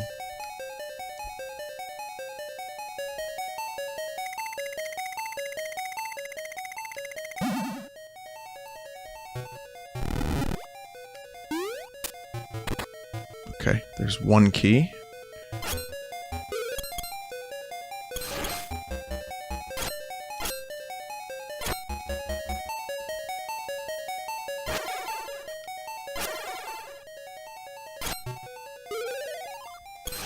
The Deltov Pass incident freaks me the fuck out. What is that?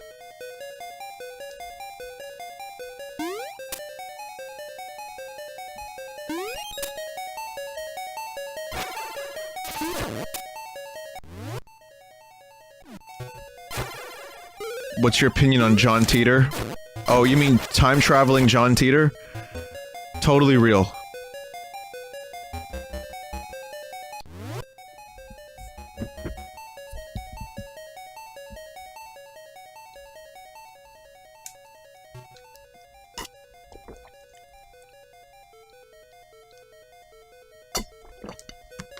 Totally real time traveler.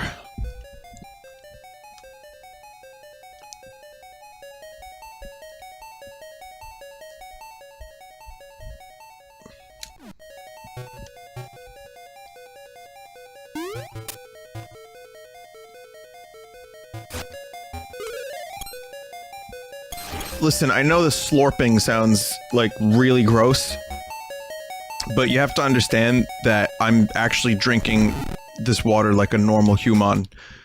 The problem is that my compressor and limiter actually increase the sound of the slurp, so it actually, you know, it comes across a little bit more gross. I'll try to mute next time I take a slip of water.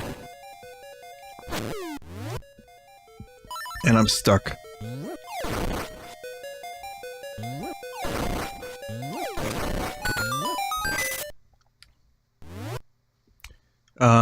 It says, what about the guy from Torrid who said he came from some imaginary place in Europe that didn't exist, but he had a passport and everything official, but then disappeared the day after? Well, that's pretty good. I like a good mystery. Like, someone asked me why I still listen to, like, paranormal podcasts. And the thing is, it's fun.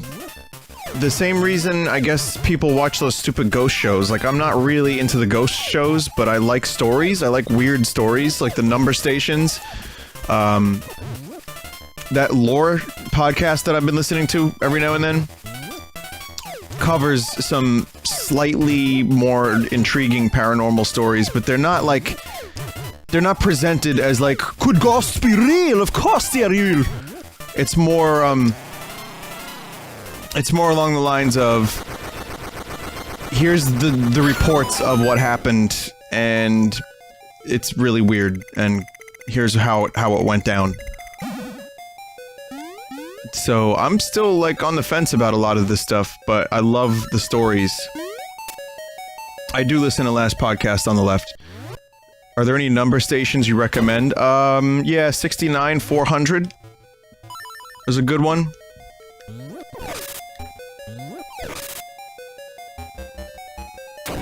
And I'm back at the beginning. Holy fuck. I really can't figure out this dungeon right now. Maybe I have to go right. Or left. I am now aware that there's probably a good percentage of my audience at current moment that's high as fuck to celebrate 420. It just dawned on me now.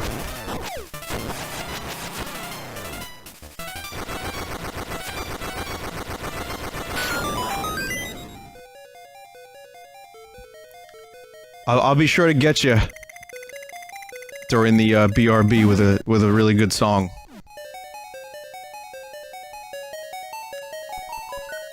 Oh, I need the fucking fire rod for this.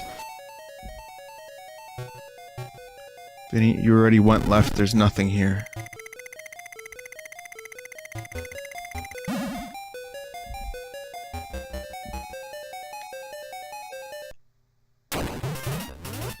Yeah, I fully exhausted all this.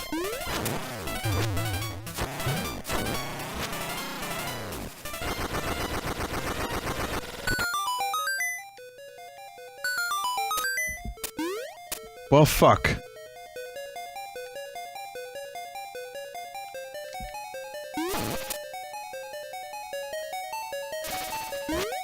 If I play that song, will it take me back to the beginning of the dungeon? Or is it gonna take me to the pond again?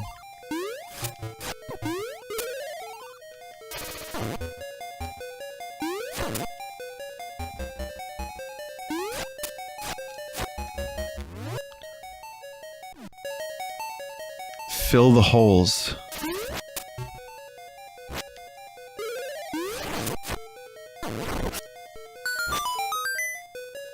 Okay, well, I'm gonna play the song now. There's a couple holes that you can fill.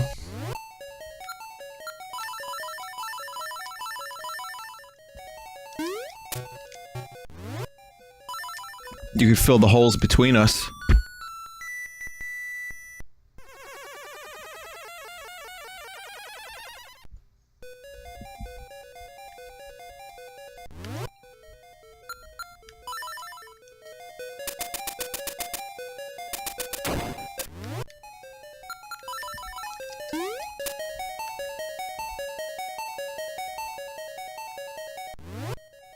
So... I can't fill everything in here.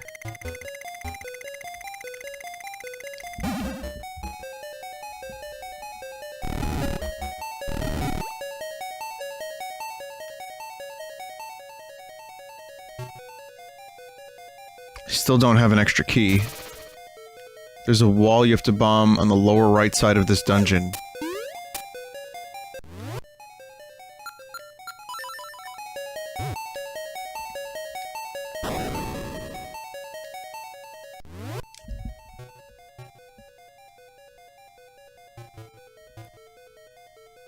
I never went up those stairs. No, I did. It's, you need the ice rod. Beat the boss, fill the holes. Okay. I guess we'll try this again. Beat the boss, fill the holes. All these holes. You know what? I heard the noise.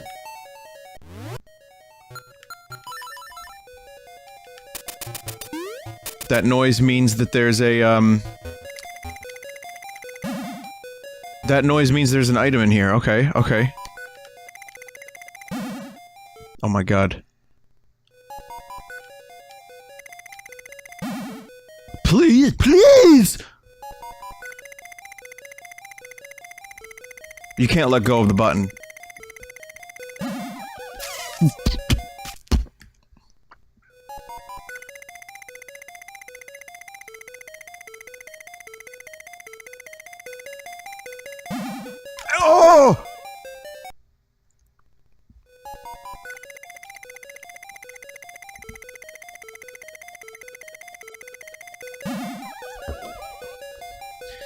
thought maybe you could just, like, push, like, tap the direction you want to go in, but you have to be, like, super precise, otherwise it bursts. Like my piping.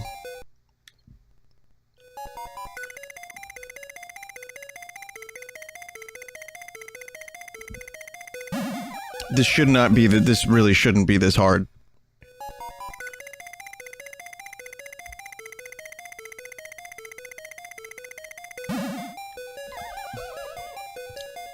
Nut!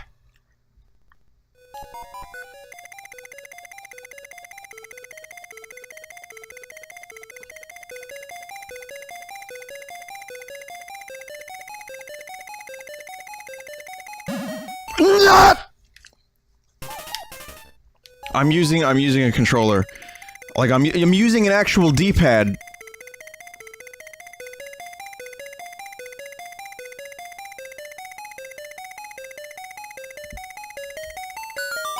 Oh, sweet fucking Jesus.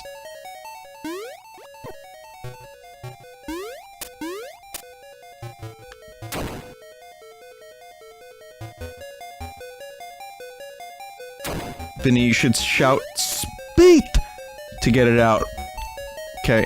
It helped. It does help, yeah. Thanks. Thanks for the suggestion. I forget about that every now and then.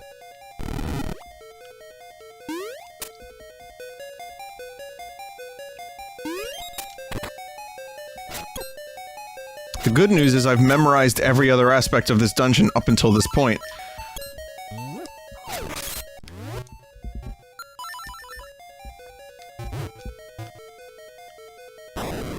So if I have to go back at any point, I'm good.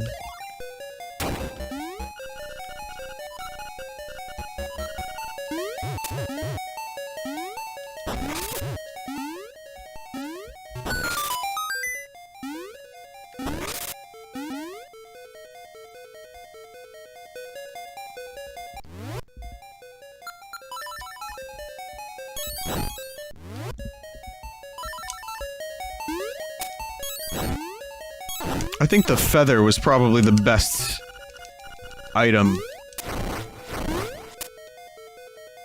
Like, the extra layer of jumping in this game was really cool.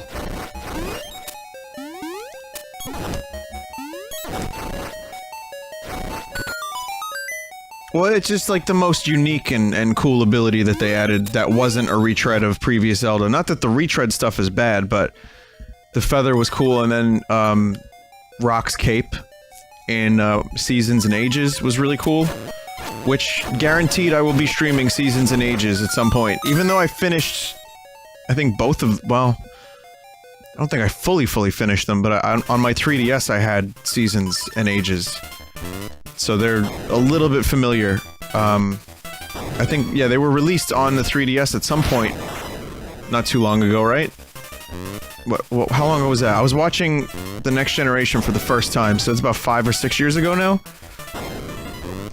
And I played them when they first came out too, but I hadn't finished them.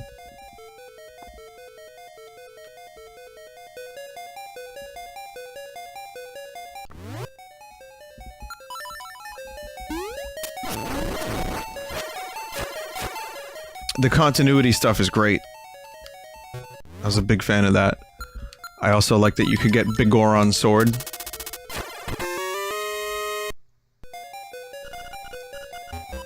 Vinny, you remind me of King Lear. That's the most random comparison. Explain.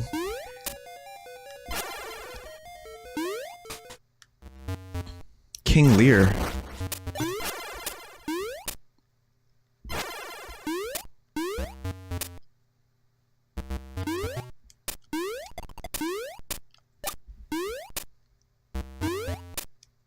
That's an insult? You died, then told your son to avenge you as a ghost. Excuse him, and remember today's 420, there is no doubt he is Vine Alien. He is Gnort's Mr. Alien right now, you're probably right, yeah.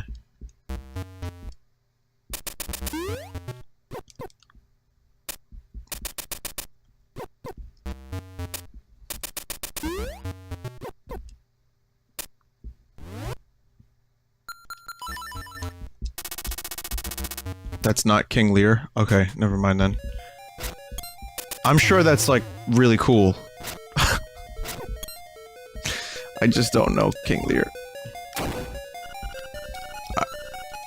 Stop drowning? You kidding me? I didn't even have a chance to drown. Link's internal organs combusted before he could even draw enough breath to drown.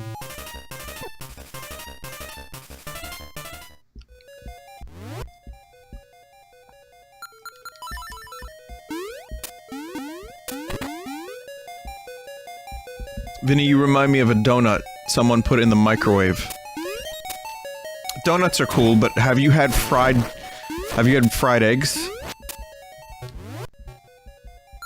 Donuts are cool, but have you ever seen the movie Top Gun? It's better. Sorry, just doing the comparison thing that so many people like to do.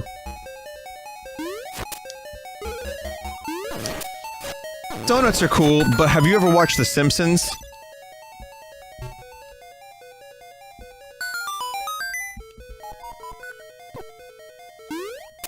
Yep, I do all my own writing. No writers.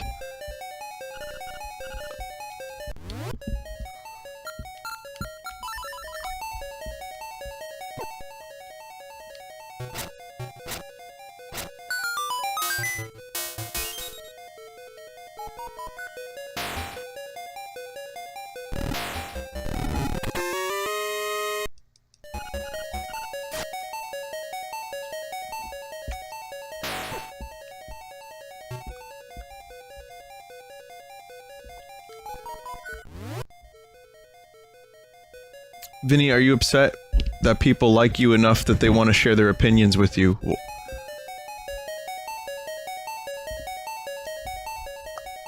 I'm not sure if you're 420ing or if you missed the past couple days. But in case you missed any days in class, I'm going to tell you what happens. Okay. I say, I like Star Trek. Inevitably, someone in chat will go like, I like Firefly better, but we're talking about Star Trek. But then some people make really outlandish comparisons. It's like, yeah, I like pixel art, but like trees are better. It just gets really weird.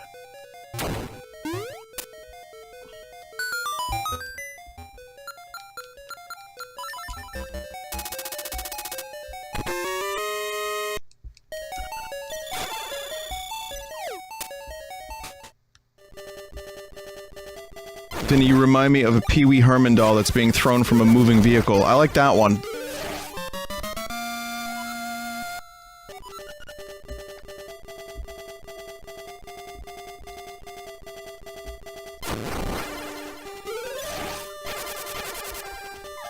Oh, here we go.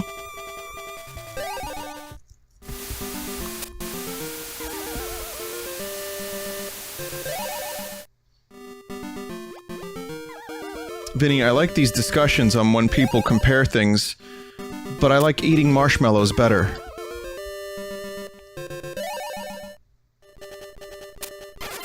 Vinny, I don't really care for the X-Files, but I love a good Philly cheesesteak. No, you gotta say, X-Files sucks, fuckface. Philly cheesesteaks are much better. That's how you gotta do it. That's how you share the opinion properly. Otherwise, it's not a good opinion.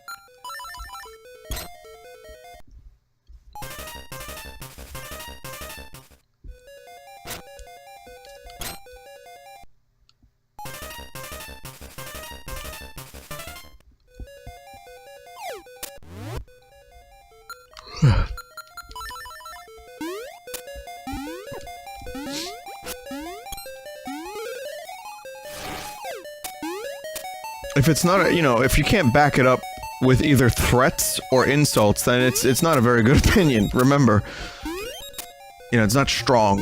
It has to be forged in lava.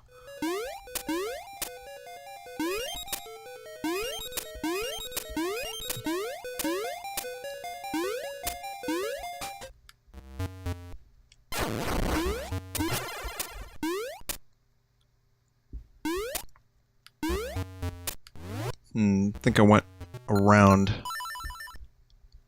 Still no fire rod.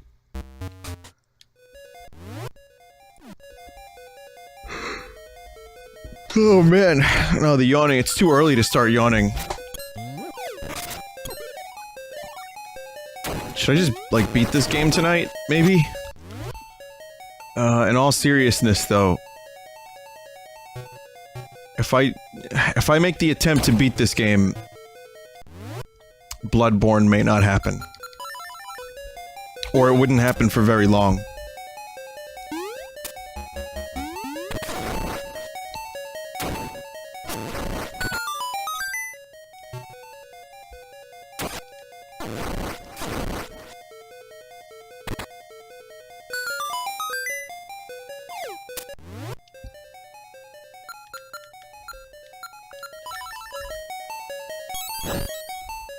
Just do Bloodborne tomorrow, my dude?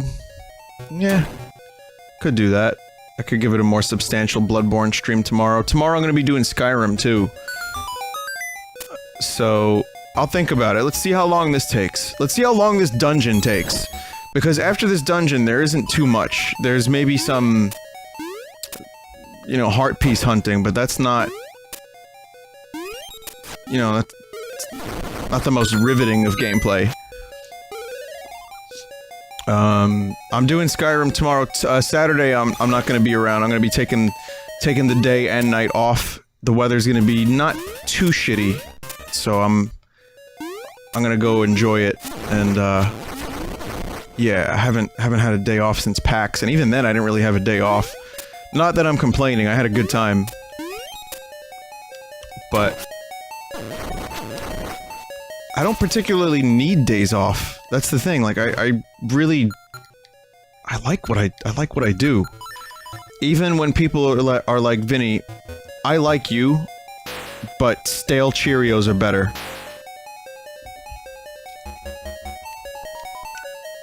Don't forget the color dungeon. But, wait, but how do you think I have the blue tunic? What do you think they will add to the next re-release of Skyrim?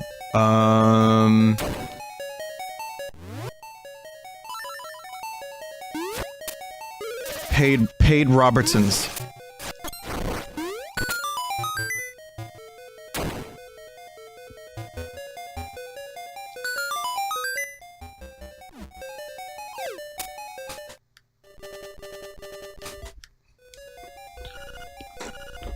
And nothing else.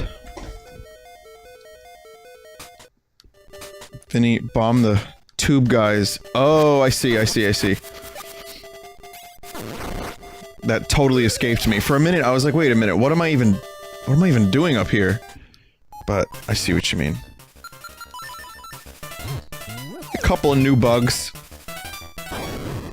That's what you get.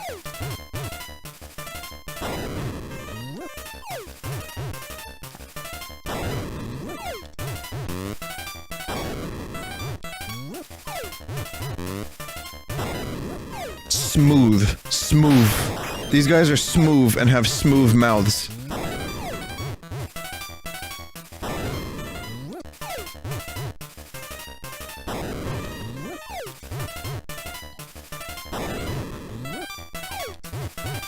I mean, it's just RNG. For the most part, you don't know precisely where their mouths are gonna end up.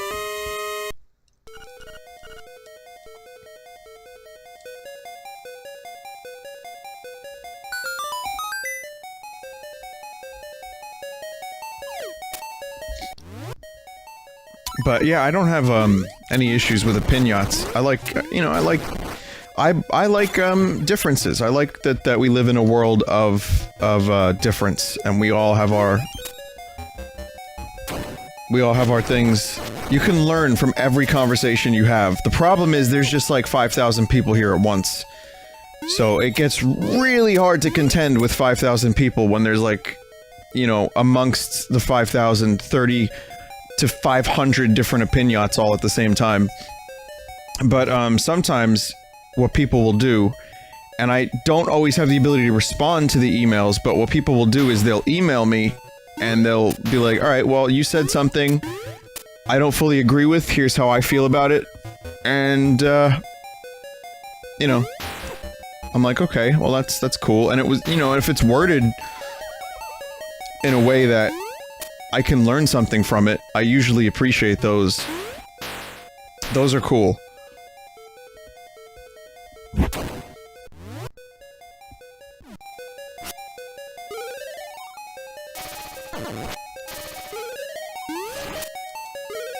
But lately, my inbox has been getting, fuster-clucked pretty hard.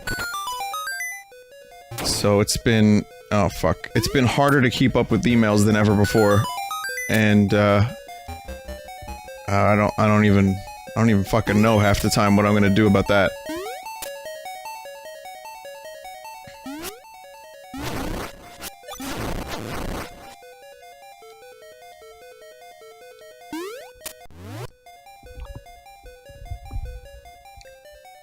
Vinny, my opinion is that the yacht thing is overdone, and with YouTube subtitles it doesn't work well.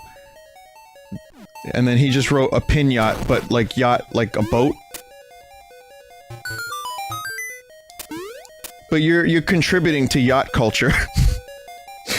I know you say you don't like it, but...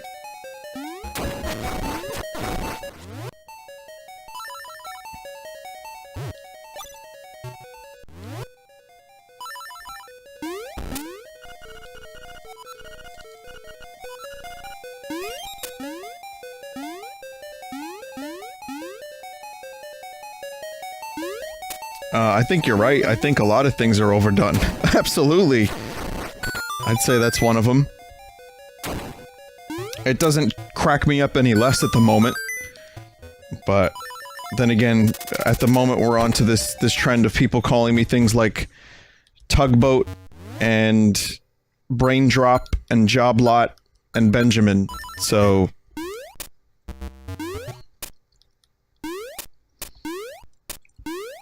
who knows where this is gonna end up. Maybe it'll just end up with people calling me Vinny again.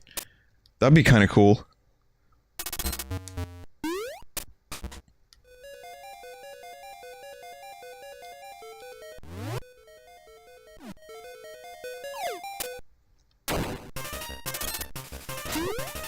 Oh, you know what the fuck?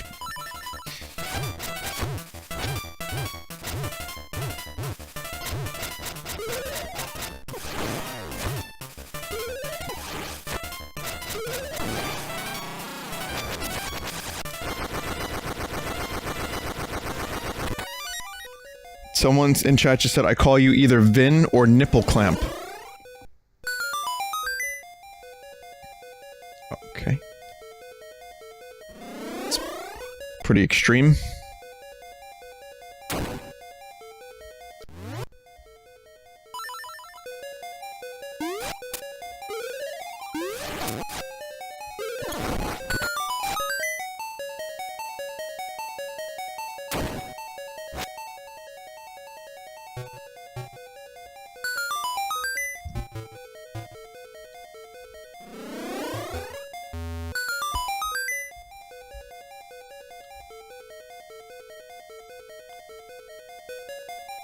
Well, this is annoying.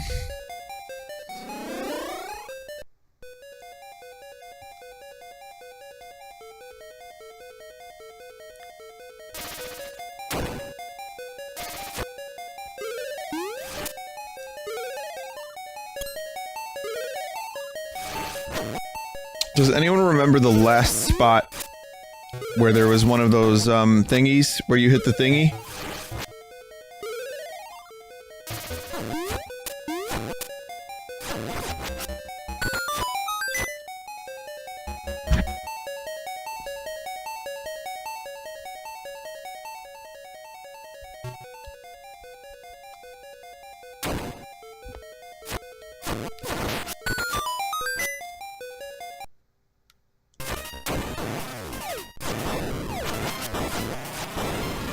I see people typing north left, and I'm actually like, oh, maybe it is that way.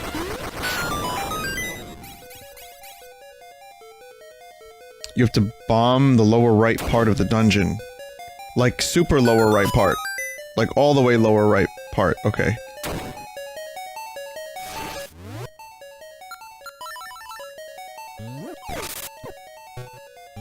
Vinny is tired tonight. I am. You know what happened?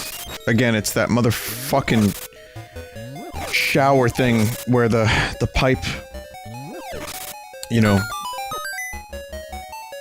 like I was worried that it was gonna flood.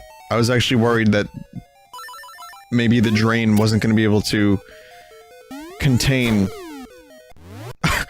So I didn't sleep well. I had a couple of some good panic attack stuff happening.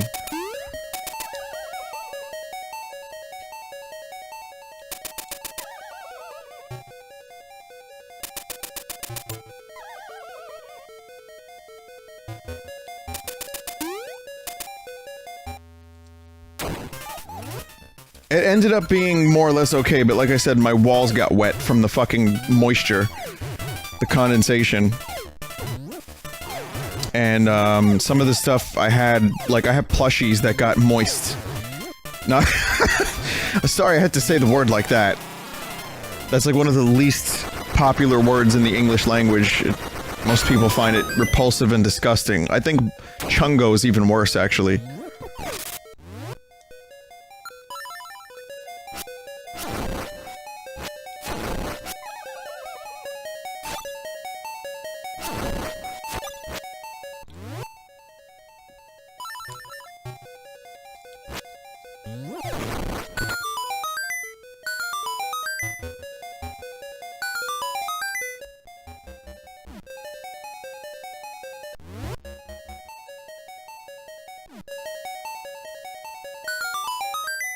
Chungo's not a real word yet, though. Interesting that you should say yet.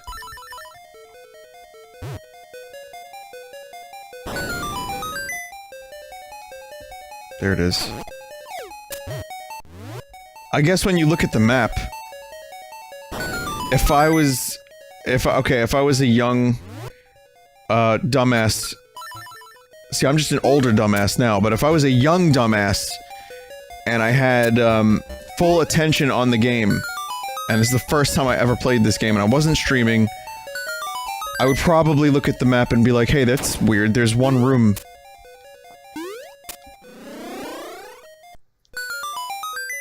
It's one room that I haven't been to.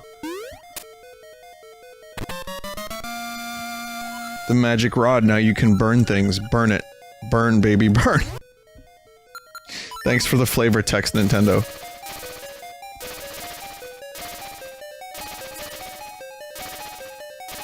It just shoots hook shots.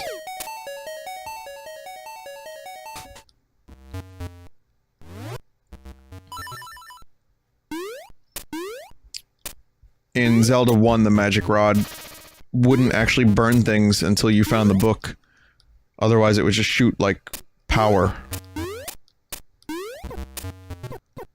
Good. Good shit.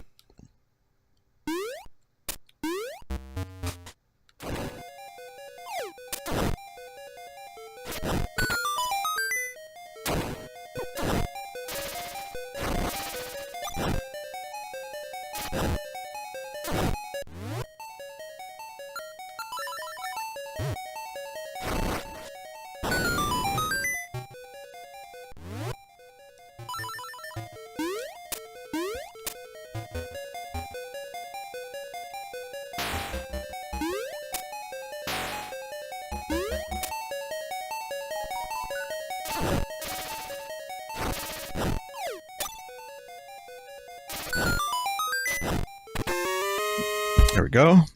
Another small key. And not too much left of this dungeon.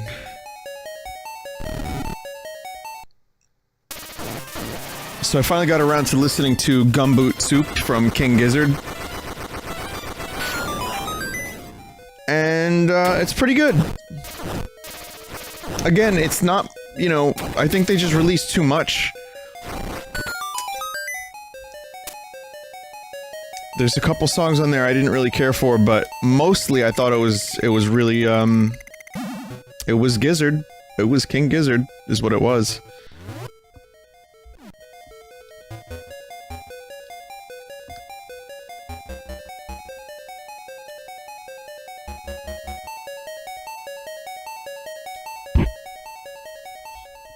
You know, as much as I like King Gizzard, there's this new band I've been really, really on about lately.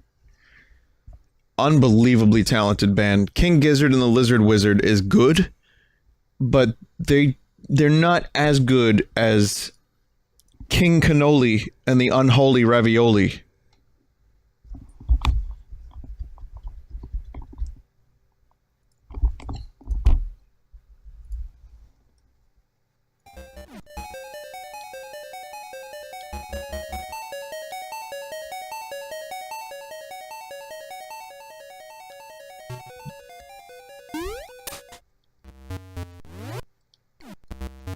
In me mum's car. I don't.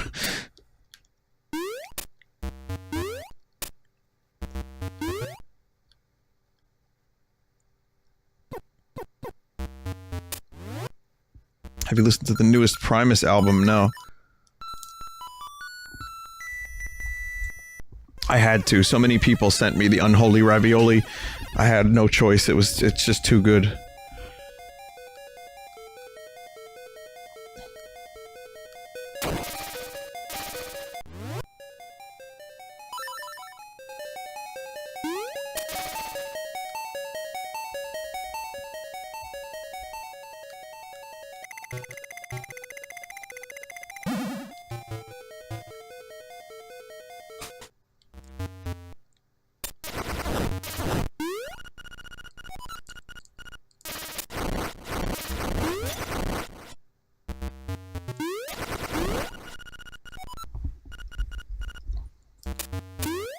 Is Pond worth seeing in concert? Yes, yes, yes, yes, times 10. They do a really, really good show.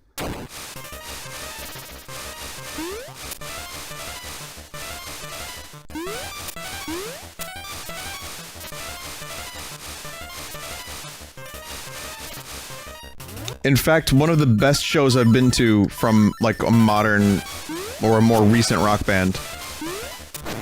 Easily. And you get to see Kieran J. Callanan if he opens for them. And he sings a song called The Toddler.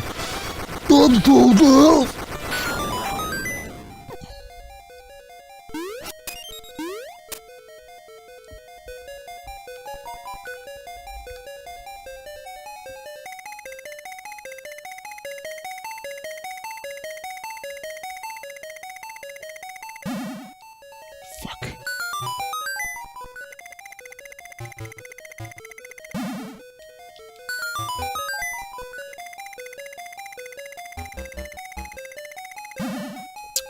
I swear this is... I'm not this incompetent. I mean, you know my levels of incompetency can reach dizzying heights, but at this moment...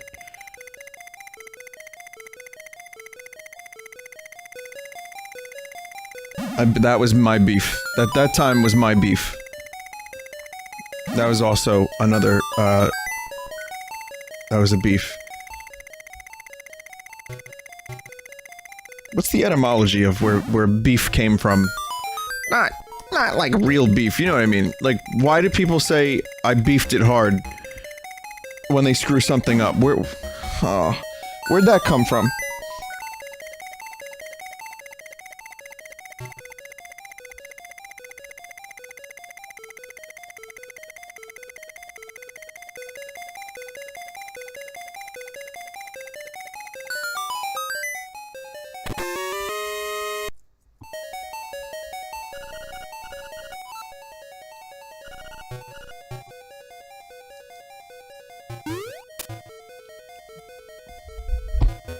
It's just not easy to control, and it explodes and disappears if you don't do it right.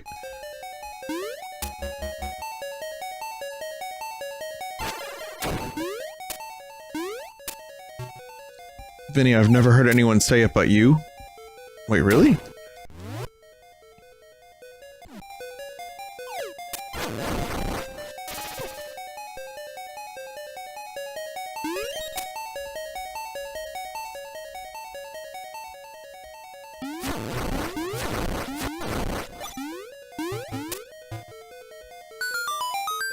Yeah, but then beef could also mean the meat, but it also means a fart, but it also means if you have like an angry with someone.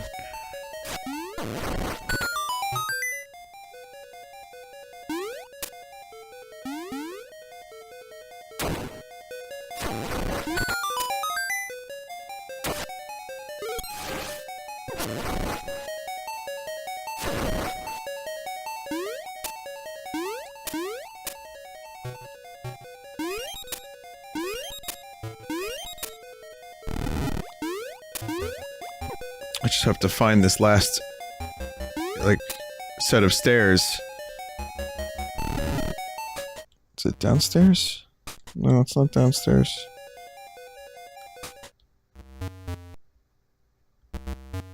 I remember seeing another spot where I needed the ice rod, but now or sorry, magic rod, but I don't know where. Okay.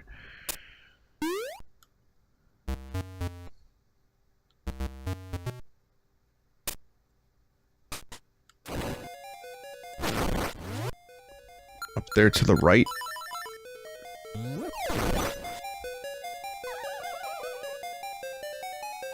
There's a crawl space you needed the fire rod for. Yeah, I'm looking for it. I'm looking for the stairs. I was there before, I just don't remember where it was, because I was probably talking about aliens or Gordon Freeman or something. Anyway, here's the 5th time I have to defeat this thing.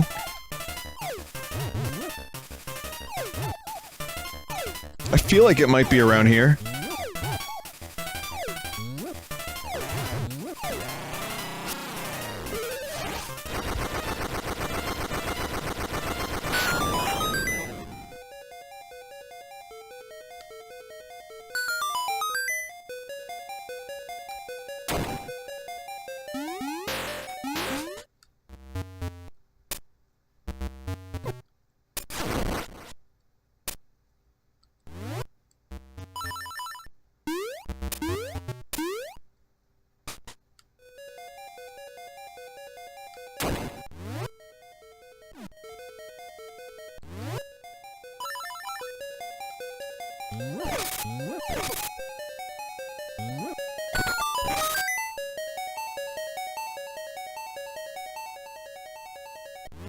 Nope.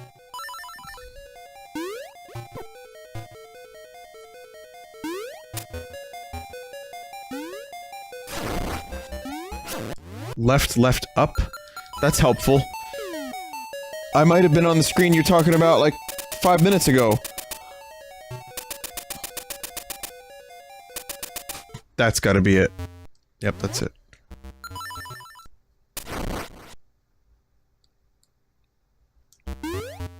OG Minecraft.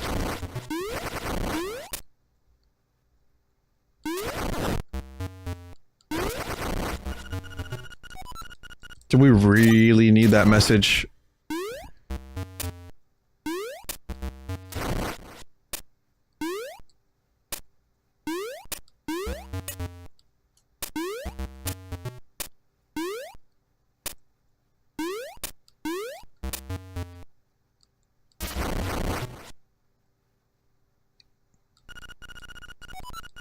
Holy fuck.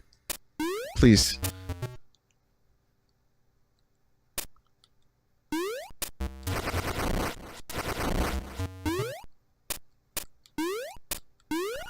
Okay.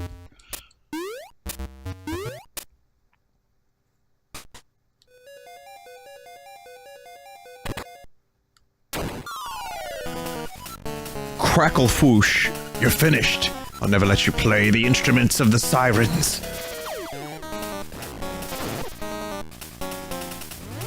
Wait, setting this dude on fire actually works? What about the whole, like, living in fire thing?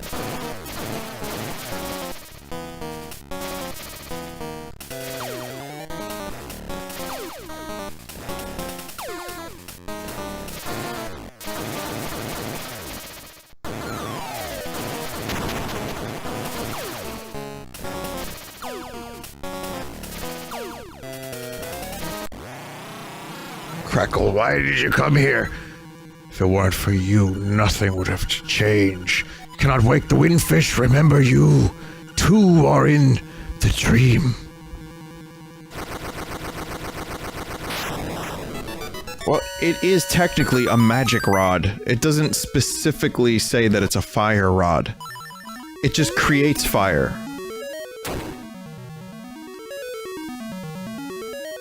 I don't get it. This is a bad dream. We should all wake up. Everyone's gonna wake up, and it's gonna be like, oh, Vinesauce was never real.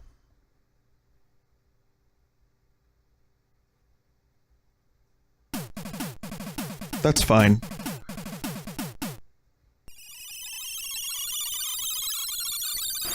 Everyone in chat wakes up at the same time, and there's like 70% of you guys are like doctors or rocket scientists or like, you know, solving like world hunger issues. Like top tier computer programmers solving the world's problems.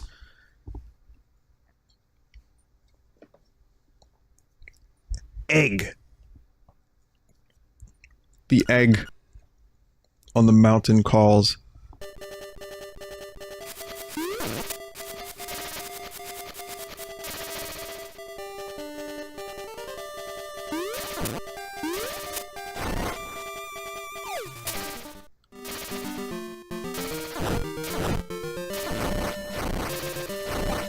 I guess before I egg, I should probably get one more heart piece, because I'm at 3.5.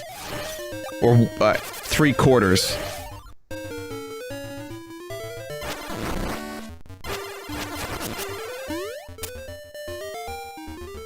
Yeah, that's true. There are happy people on Koholint. Marin, you know, there's, the animal village. Those people, they're happy. The people in the town, Mabe Village, they're really happy.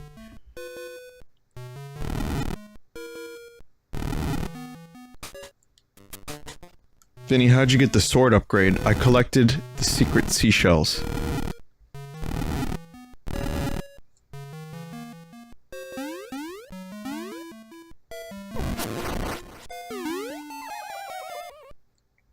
The hippo tit lady.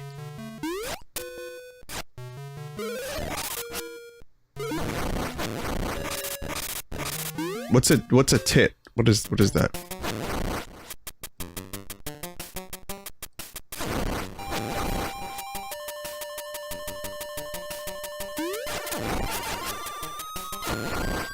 How's Matt Adequate doing? No way.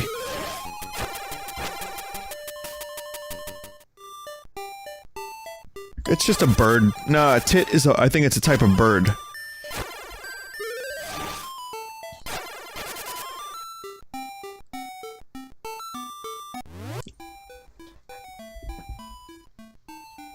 Vinny, is it true that KY left the team of Vinesauce? If so, what happened? Why did he leave? Well, he left because of, like, life reasons, and, he didn't stream for a while, but, you know, we're still friends, everything's, like, more or less the same. You can just go to his channel and watch him stream. But yeah, it's, you know, it's sad, it's what it is. Hootie left too. But, you know, you could always go to his channel and watch him stream as well. It's almost like, it's almost as if nothing has changed. Hang on a minute.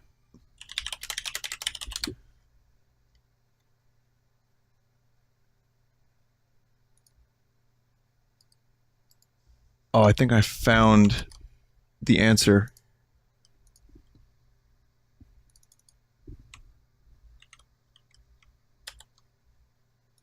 A small songbird that searches acrobatically for insects among foliage and branches.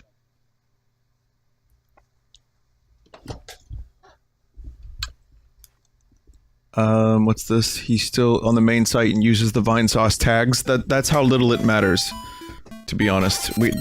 If he wants that gone, I'm sure he'll let me know. But at the time, it doesn't matter. The only thing that matters is that we come together for the charity stream. Otherwise, Twitch eliminated the need for that kind of group dynamic that we used to have. We're all still friends. We all work together if we so choose. And, well, that's about it, really. I mean, it's just less headaches for me, as I've said, because most times people tattle to the principal, and I don't want to be the principal anymore. It's not fun, and I get nothing out of it. So I've decided to cut the cord and just let people be who they want to be and stream how they want to stream. And it's like undue and unnecessary anxiety on my part. So, in essence, I host everybody I like. I host the other streamers on the team for however long that happens. And they're still on Twitch and you can go watch them stream. And that's about it.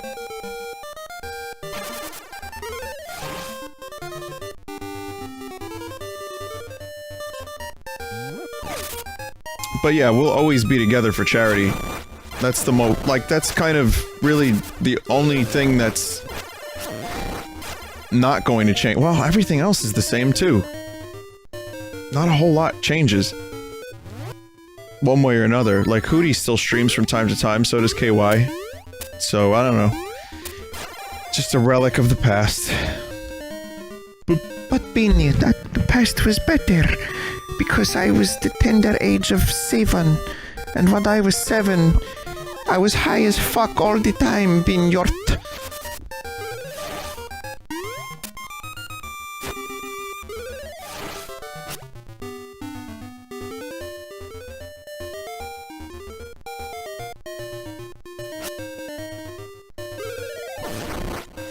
We're going back to live stream, everybody. Everybody buckle up. I'm gonna start broadcasting in 240 by 1 something resolution at a frame rate of 10.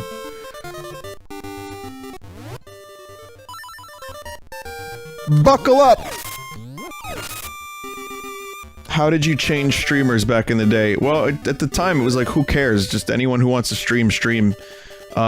But we changed streamers. Some were let go because they were stressful people. Some left on their own because they didn't feel like streaming anymore. And one dude streamed gay porn on the main channel on live stream. So, suffice to say, he had to be booted. Sadly. He could have gone on to be an internet superstar. I believe that person is now Ninja.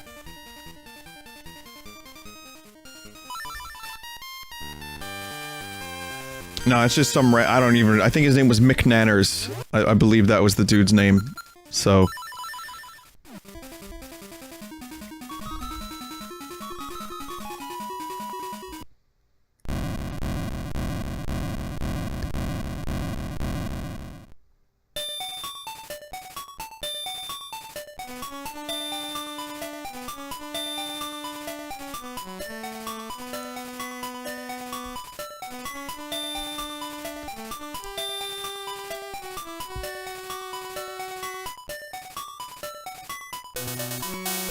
You're flat! The egg is gonna be like, You're flat! You got no talent! Stop you disturbing the peace! Silence is the foundation for all creativity!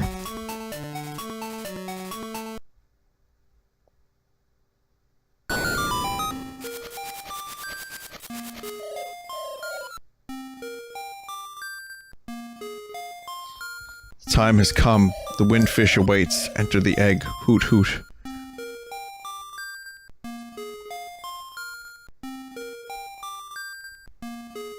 Well, I was gonna get a heart piece, but I've decided that maybe it doesn't really matter too much. I think it's a good time for me to just... I'm gonna just, beat the game now.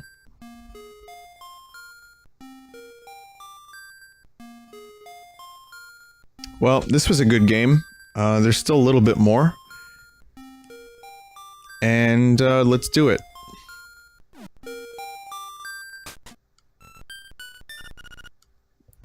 Okay, so now, if you remember, there was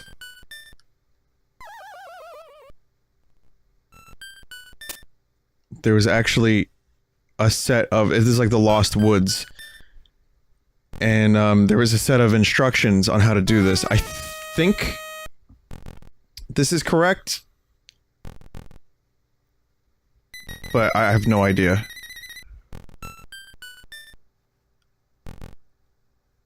You can't do it yet.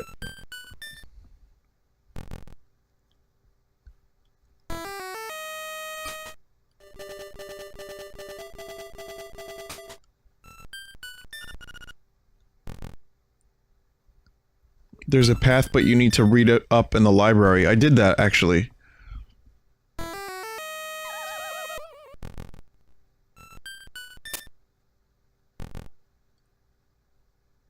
You read the book, so you have to use that pattern. I don't remember what the pattern was, though.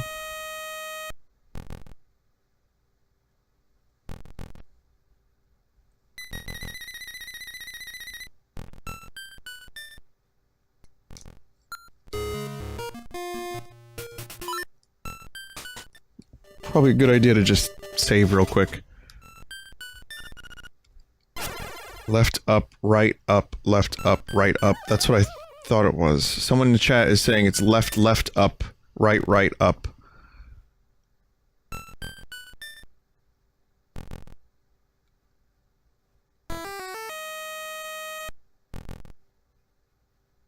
It changes per save file, okay.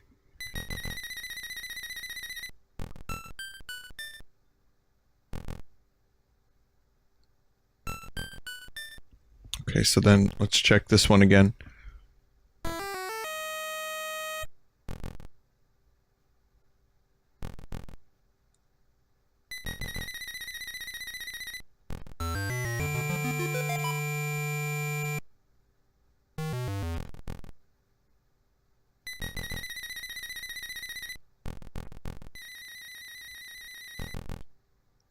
Anyone got a clip?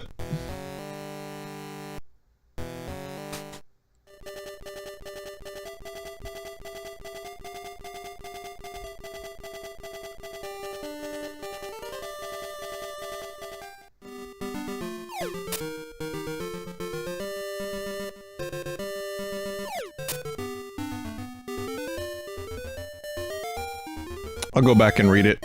I want to say goodbye to Marin anyway.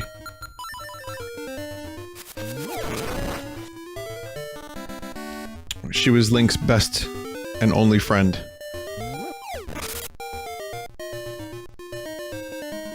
And deserves better than to be some stupid fish's dream.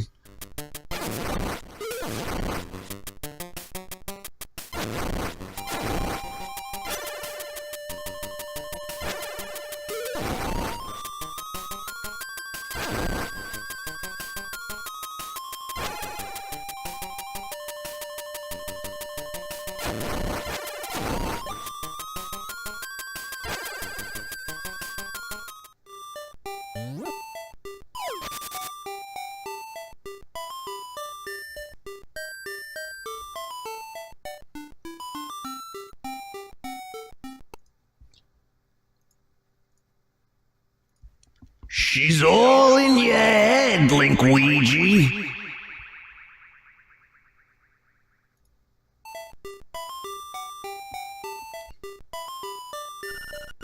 Thank you for everything, Link. You are the kindest boy I know. One day, I made a wish to the windfish. What was that wish? It was... no, it's secret.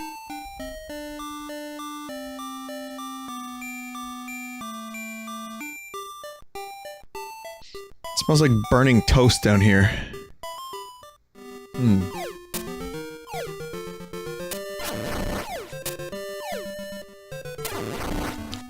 gonna say goodbye to one more person. When I said that Marin was Link's best and only friend, I got the name wrong.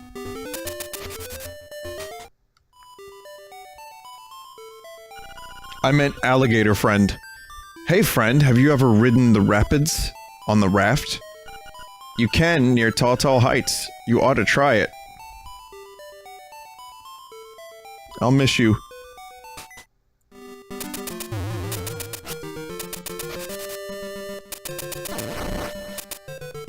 Now, is that an alligator or a crocodile?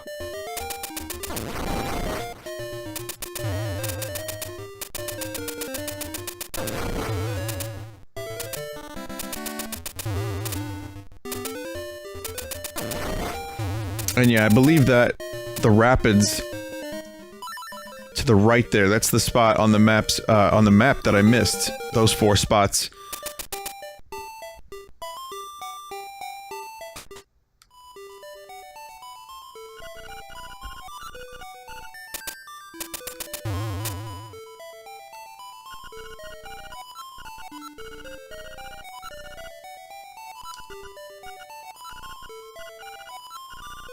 Wrong one.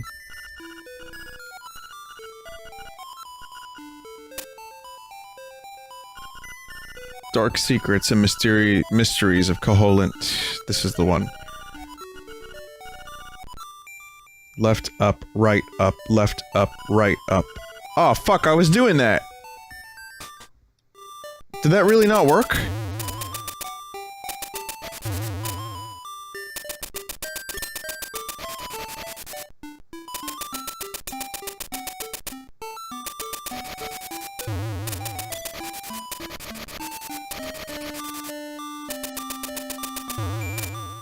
was going double left.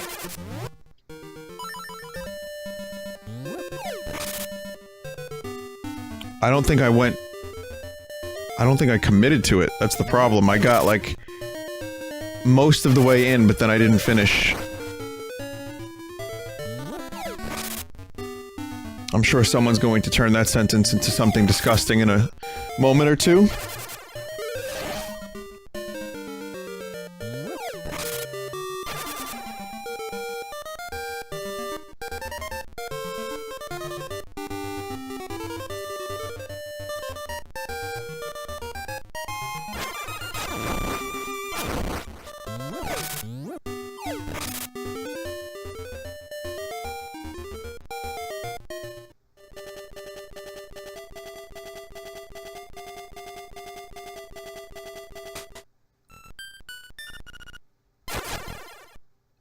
These days, people will be asking me questions or talking to me in the chat, but they're saying some, like, insane, outlandish name, so I don't actually know that they're talking to me.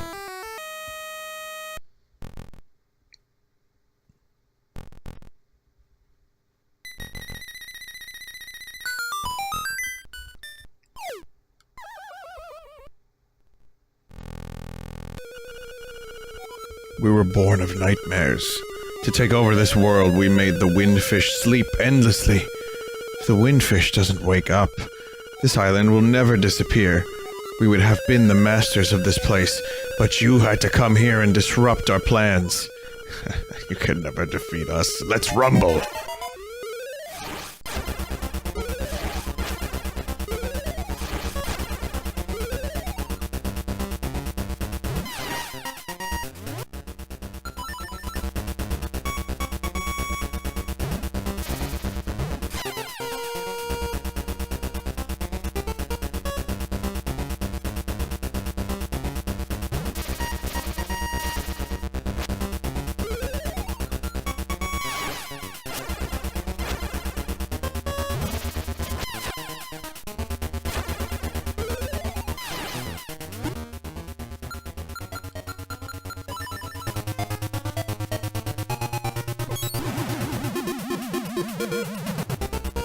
Funny how that works.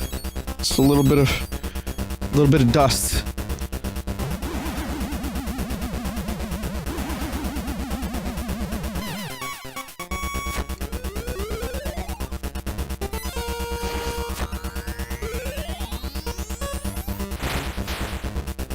And here's not Aghanim.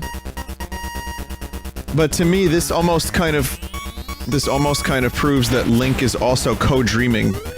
Or this is Link's nightmare.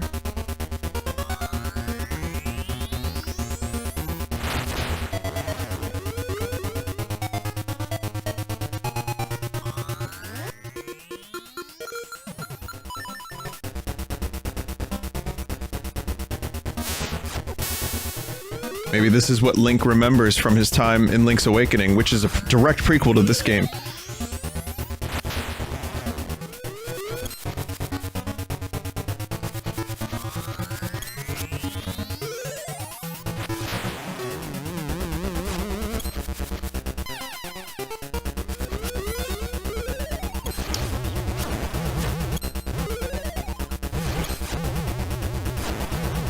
Link to the Past.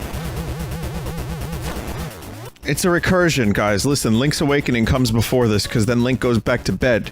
And then Link's Awakening comes after this, because Link goes back to bed. Do you get it? It's an infinite loop. I need sleep.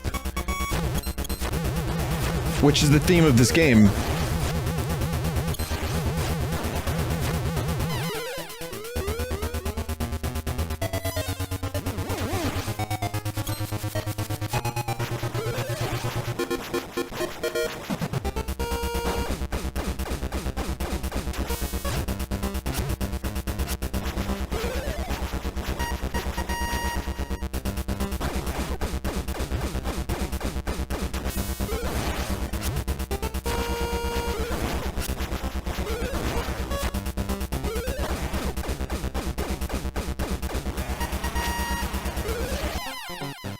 Okay, so now that was final Ganon form. So we had Aghanim form, from LTTP, and then Ganon form, and then now I'm stuck.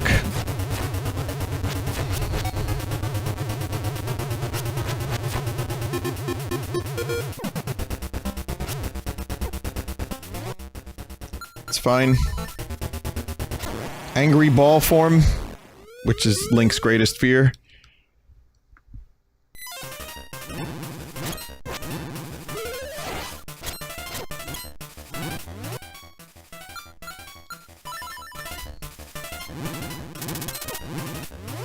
Fuck, it's doing some serious damage.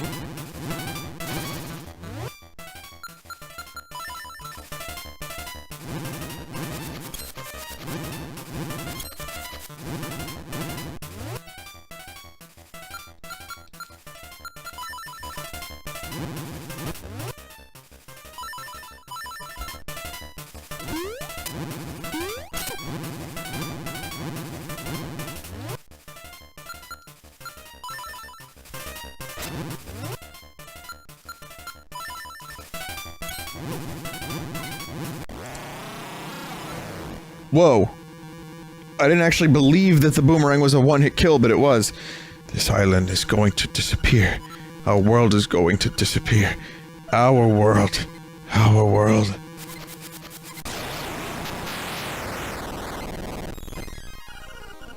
Link, you have beaten all the nightmares, climbed the stairs before you.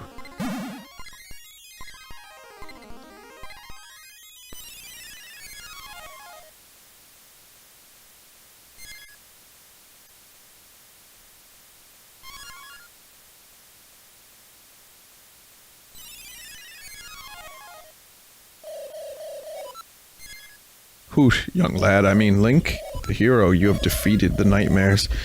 You've proven your wisdom, courage, and power. As part of the Windfish's spirit, I am the guardian of his dream world. But one day, the nightmares entered the dream and began wreaking havoc. Then you, Link, came to rescue the island. I've always trusted in your courage to turn back the nightmares. Thank you, Link. My work is done. The Windfish will wake soon. Goodbye. Hoot! Hootst!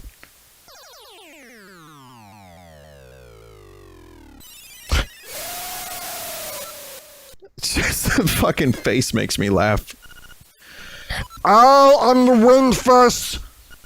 Long has been my slumber. In my dreams, an egg appeared and was surrounded by an island with people, animals, an entire world. But verily it be the nature of dreams to end. When I dust awaken, Koholland will be gone. Only the memory of this dreamland will exist in the waking World. Someday, thou may recall this island. That memory must be the real dream world. Come, Link, let us awaken together.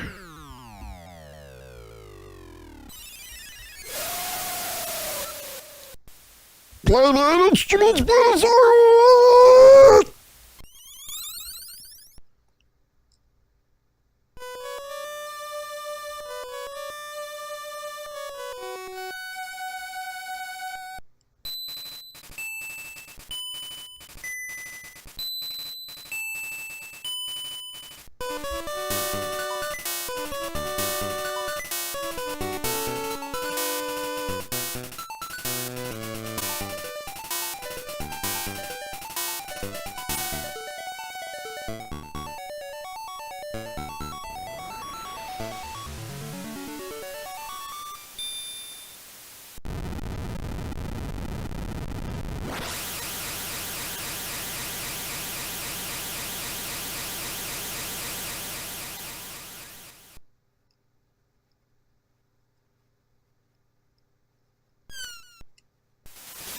Jeez.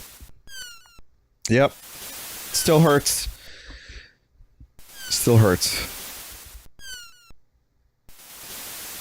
Yeah, playing this at a young age, I was like kind of, I guess, crestfallen about this ending.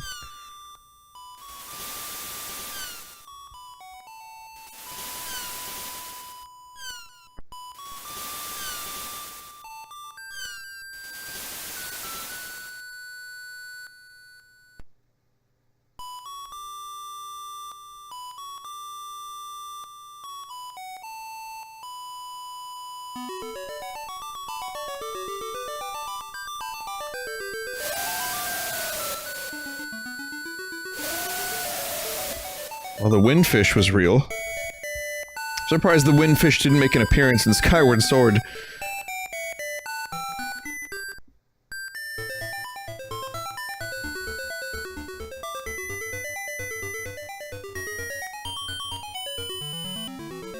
See, that's my favorite look of Link. That classic look. Link look. The long, weird sideburns.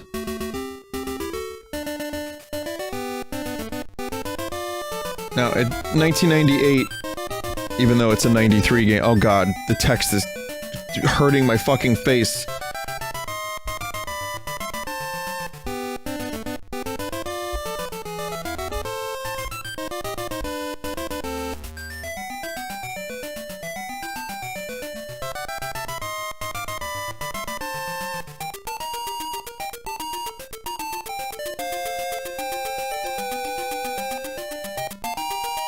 I can barely read this stuff. Like, they're trying so hard to do the transparency thing. One thing I'm struck by after all these years that I guess I didn't really thought about is just how strong this game sticks to its theme. Like, it has a really strong,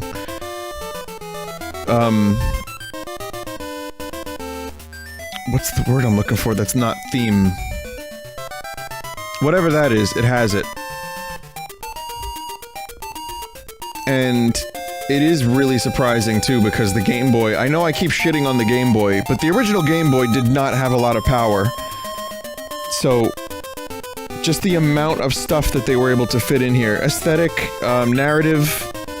That's the, you know, stuff like that. Atmosphere... Identity, heart...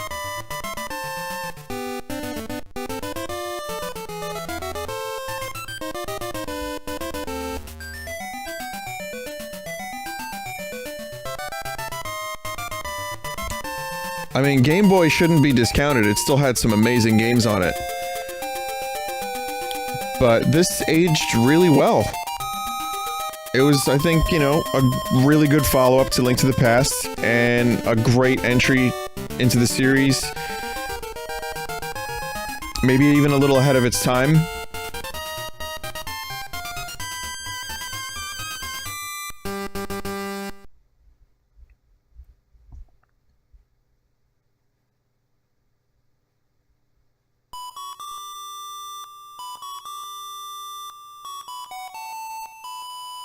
Stop flickering.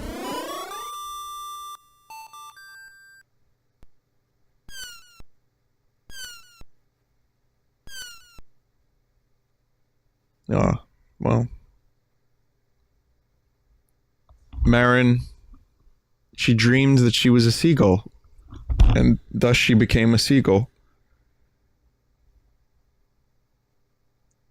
She got her wish. She got her wish. She's the only one other than Link and the Windfish to survive, I guess. But she survived. She was too real for the dream, and thus was given consciousness, and became a port.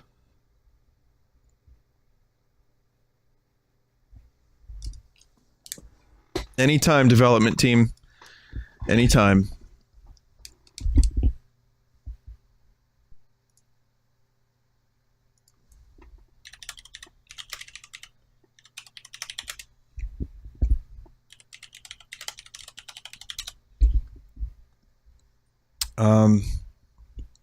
I can show you guys some of the other photos. The ones that I missed.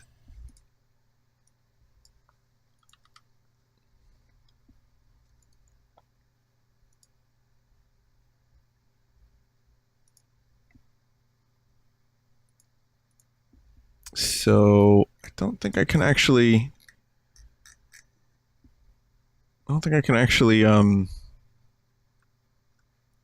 get them on their own, aside from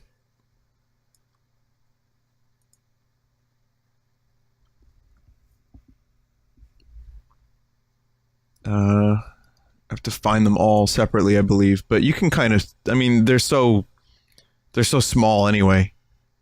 There's not a ton of detail, but you get the idea.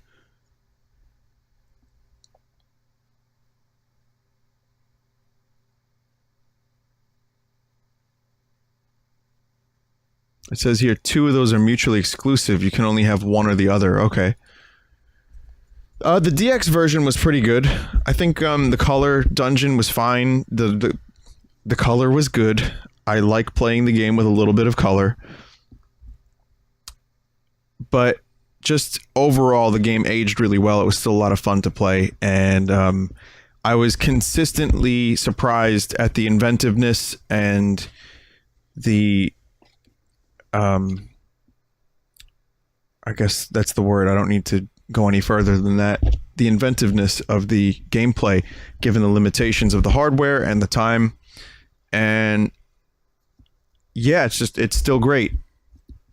Now, I don't know if I like... I think I like the dungeons and I like the theme and the world of Link's Awakening better than the Seasons and Ages games. Ages and Seasons, I think, are better games from a gameplay standpoint. And they streamlined things, and they had the rings and the connectivity. And there was some... You know, they were released later.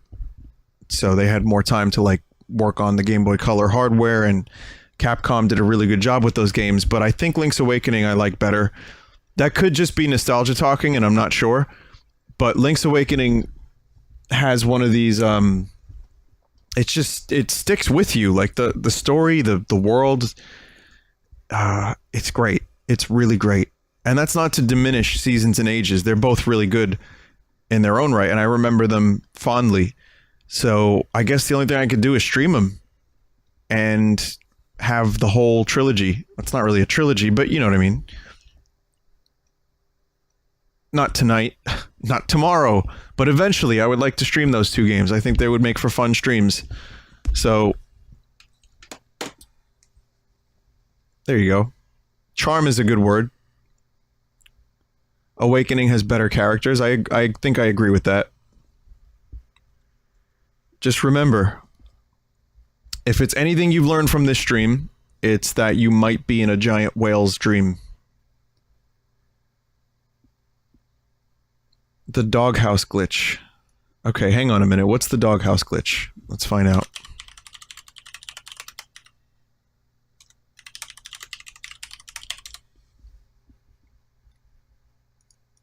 I've done corruptions for this game that had a similar, like, kind of thing.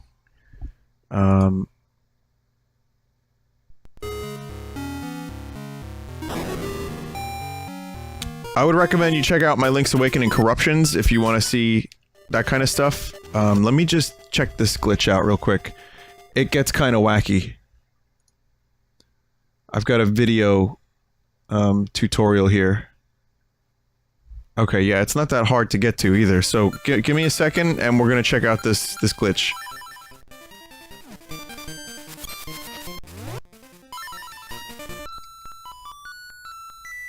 No Bloodborne tonight. I might do something else, briefly, but no Bloodborne. Sorry. I don't want to shaft Bloodborne, and I need sleep. So I'll tell you what. Tomorrow before Skyrim, Bloodborne. Bloodborne and Skyrim. Sounds like a good night.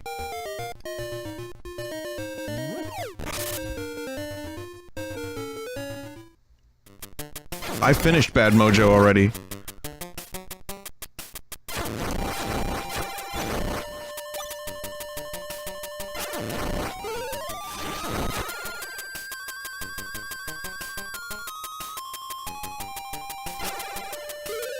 Blood Rim. From one nightmare realm to another.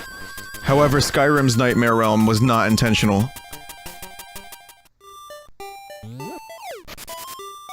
Vinny, if you don't end the stream with a short gal gun session, I will do absolutely nothing because I have no control over you. I like that guy. I like what that dude just said. Computer, turn off that noise! Wow, this is a ridiculously easy glitch to achieve. Holy fuck.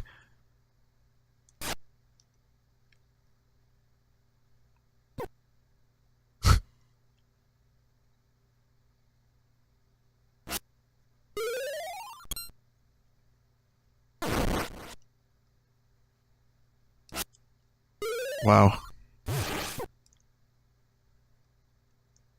You can barely even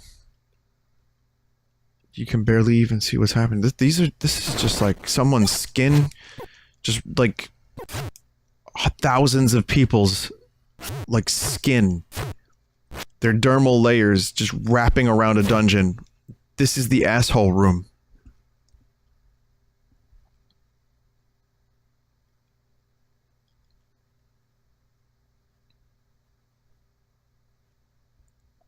So I don't really know how this glitch works, but if you enter the doghouse from the wrong angle, it just happens. Like, so I can't explain why it happens, I just know it happens. Oh, look. It's this dude. There's two of them. Fuck your crane game.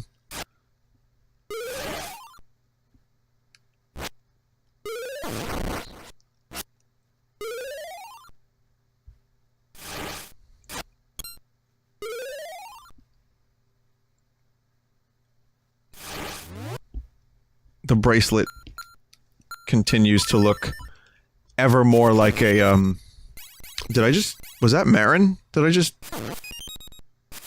you see that? I was gonna say it looks like a baguette, but never mind.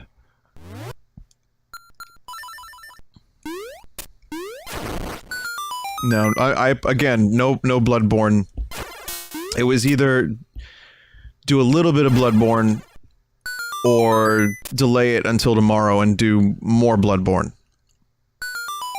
A croissant, thank you. A croissant was the thing I wanted to say. It looked like. Thanks. So sorry, Bloodborne fans. I know I'm probably the best Bloodborne player you've ever seen. So you'll get more of that skill, that raw talent.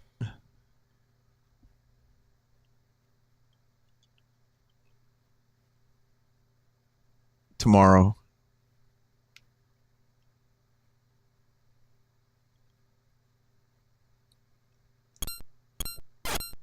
Well, these enemies look about normal.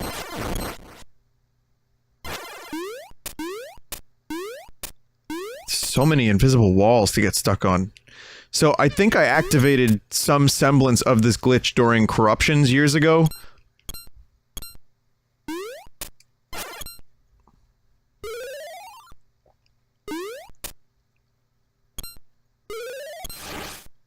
This is what's left of the dream after the windfish wakes up.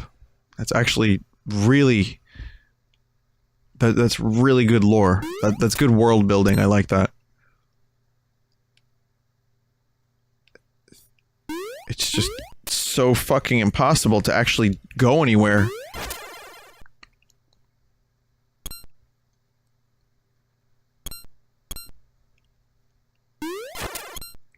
Yeah, I'm stuck in here.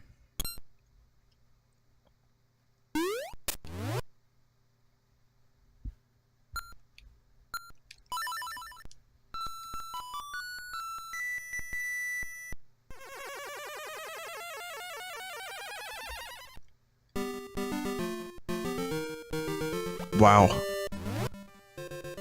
I'm amazed that that actually worked and took me out of the glitch nightmare. How...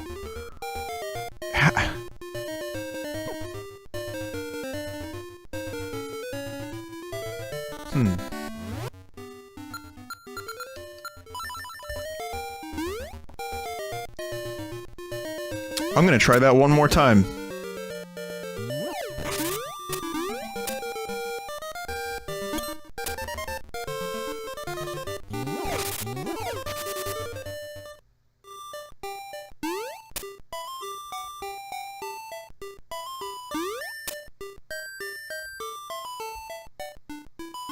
Let's see. It should not be that easy, man.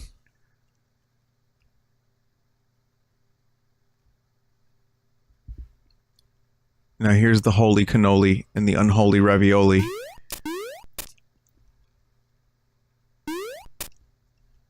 That's right, cannolis are holy, ravioli. not so much. Alright, well, that's as far as I can go. I got stuck.